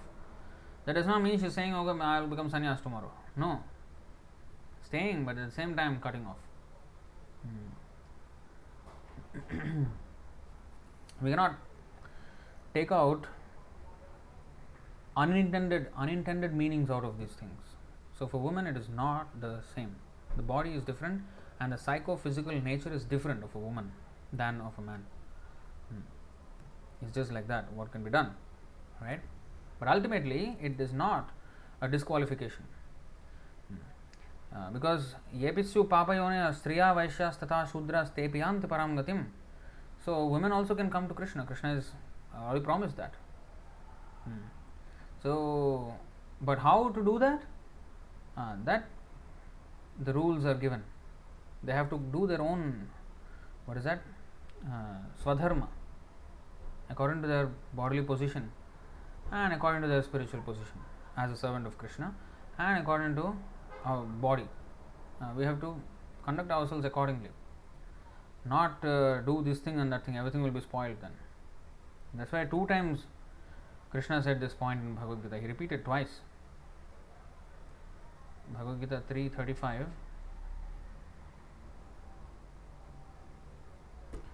Shreyan swadharmo vigunah paradharmat svanushthitat swadharme nidhanam shreyah paradharmo bhayavahah. It is far better to discharge one's prescribed duties, even though faultily, than another's duties perfectly. Destruction in the course of performing one's own duty is better than engaging in another's duties, for to follow another's path is dangerous. Kunti could have easily done. I mean, she is more qualified than any sannyasi of that time. She is having personal relation with Krishna, aunt of Krishna. She is more than any sannyasi. Still, she did not cross the line and say that I am actually more than all these sannyasis. I am your personal aunt, what is this? The sannyasis don't even have any relationship with you yet.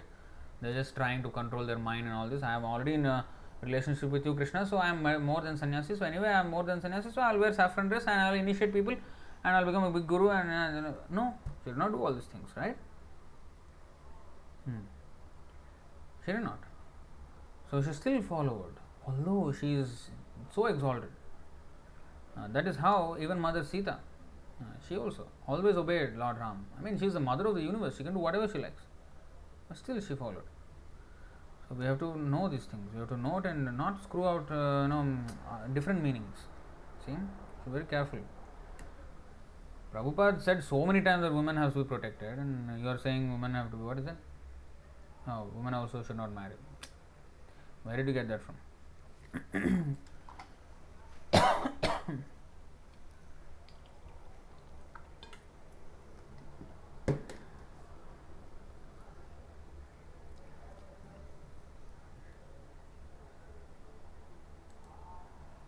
Dhira Das, many times we may have knowledge, proper sense of discrimination, still we might fail to put it into practice. Why? Strength, we need spiritual strength. See, that is where this viveka, the discrimination comes.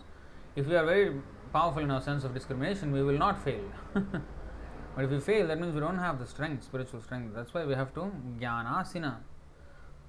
We have to sharpen the sword of knowledge by service to the spiritual master. If you are always engaged in the service of the spiritual master, the instruction of the spiritual master, then the sword of knowledge is always sharp and will be able to cut these ropes and network of sinful activities. You see, and this temptations of Maya. We can easily cut away all these things. But if our sword is not sharp, we can beat with the sword. Whatever, the sword will become bent, but the rope will not cut.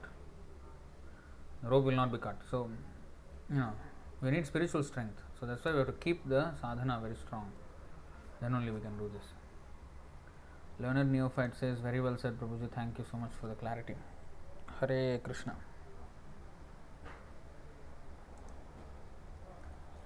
All right, I think that is the end of it.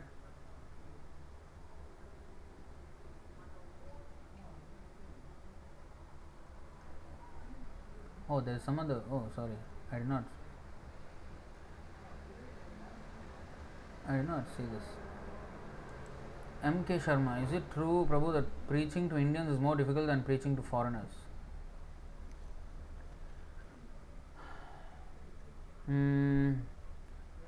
Not so. In one way, maybe, in one way, not. Indians, in fact, most of our devotees now are in India, right? And foreigners, they are interested. If a person is sincere, anywhere it is the same. But if the person is puffed up, Indians, what they have is a half knowledge. So if they become puffed up with that half knowledge, then it is very difficult to undo that. But if they come with sincerity, then they have a much more favorable starting point than non-Indians. But that doesn't mean again the non-Indians cannot make it. There have been many, right? So they can also make it. As long as one sticks to the order of the spiritual master, anybody can make it. The thing is the order of the spiritual master. It's not about Indian is favorable because their circumstances, they know that at least they have some introduction of Krishna, some. But you see, the Indians are forgetting themselves nowadays completely, their own culture. It's only by the mercy.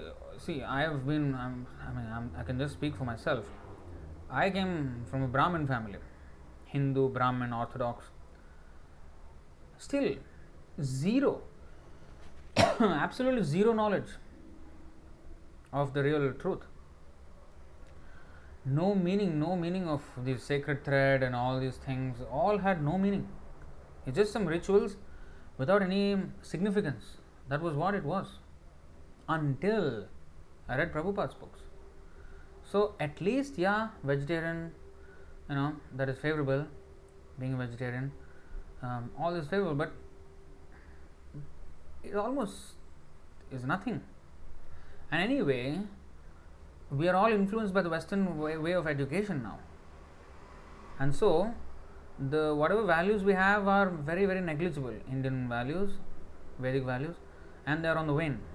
This Western education is completely brainwashing everybody to become like that, thinking like the West. So basically, it's all lost everywhere, all over the world. But the thing that will bring everything back is the Guru, the bona fide spiritual master, by following his order. And when he presents Vedic literature, then it becomes meaningful, and then it becomes universally applicable everywhere. And when we take to that, then everything starts working. The pure devotee is the real key in this whole thing. It's not about Indians or anywhere.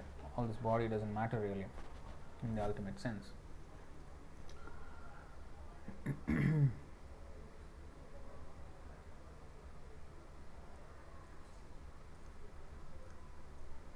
Alright, so thank you very much. Bhaktivinoda Thakur ki jai. Srila Prabhupada ki jai. Ananta Koti Vaishnava Vrinda ki jai. Nitai Gaur Premanande. Hari Hari Bol. Hare Krishna.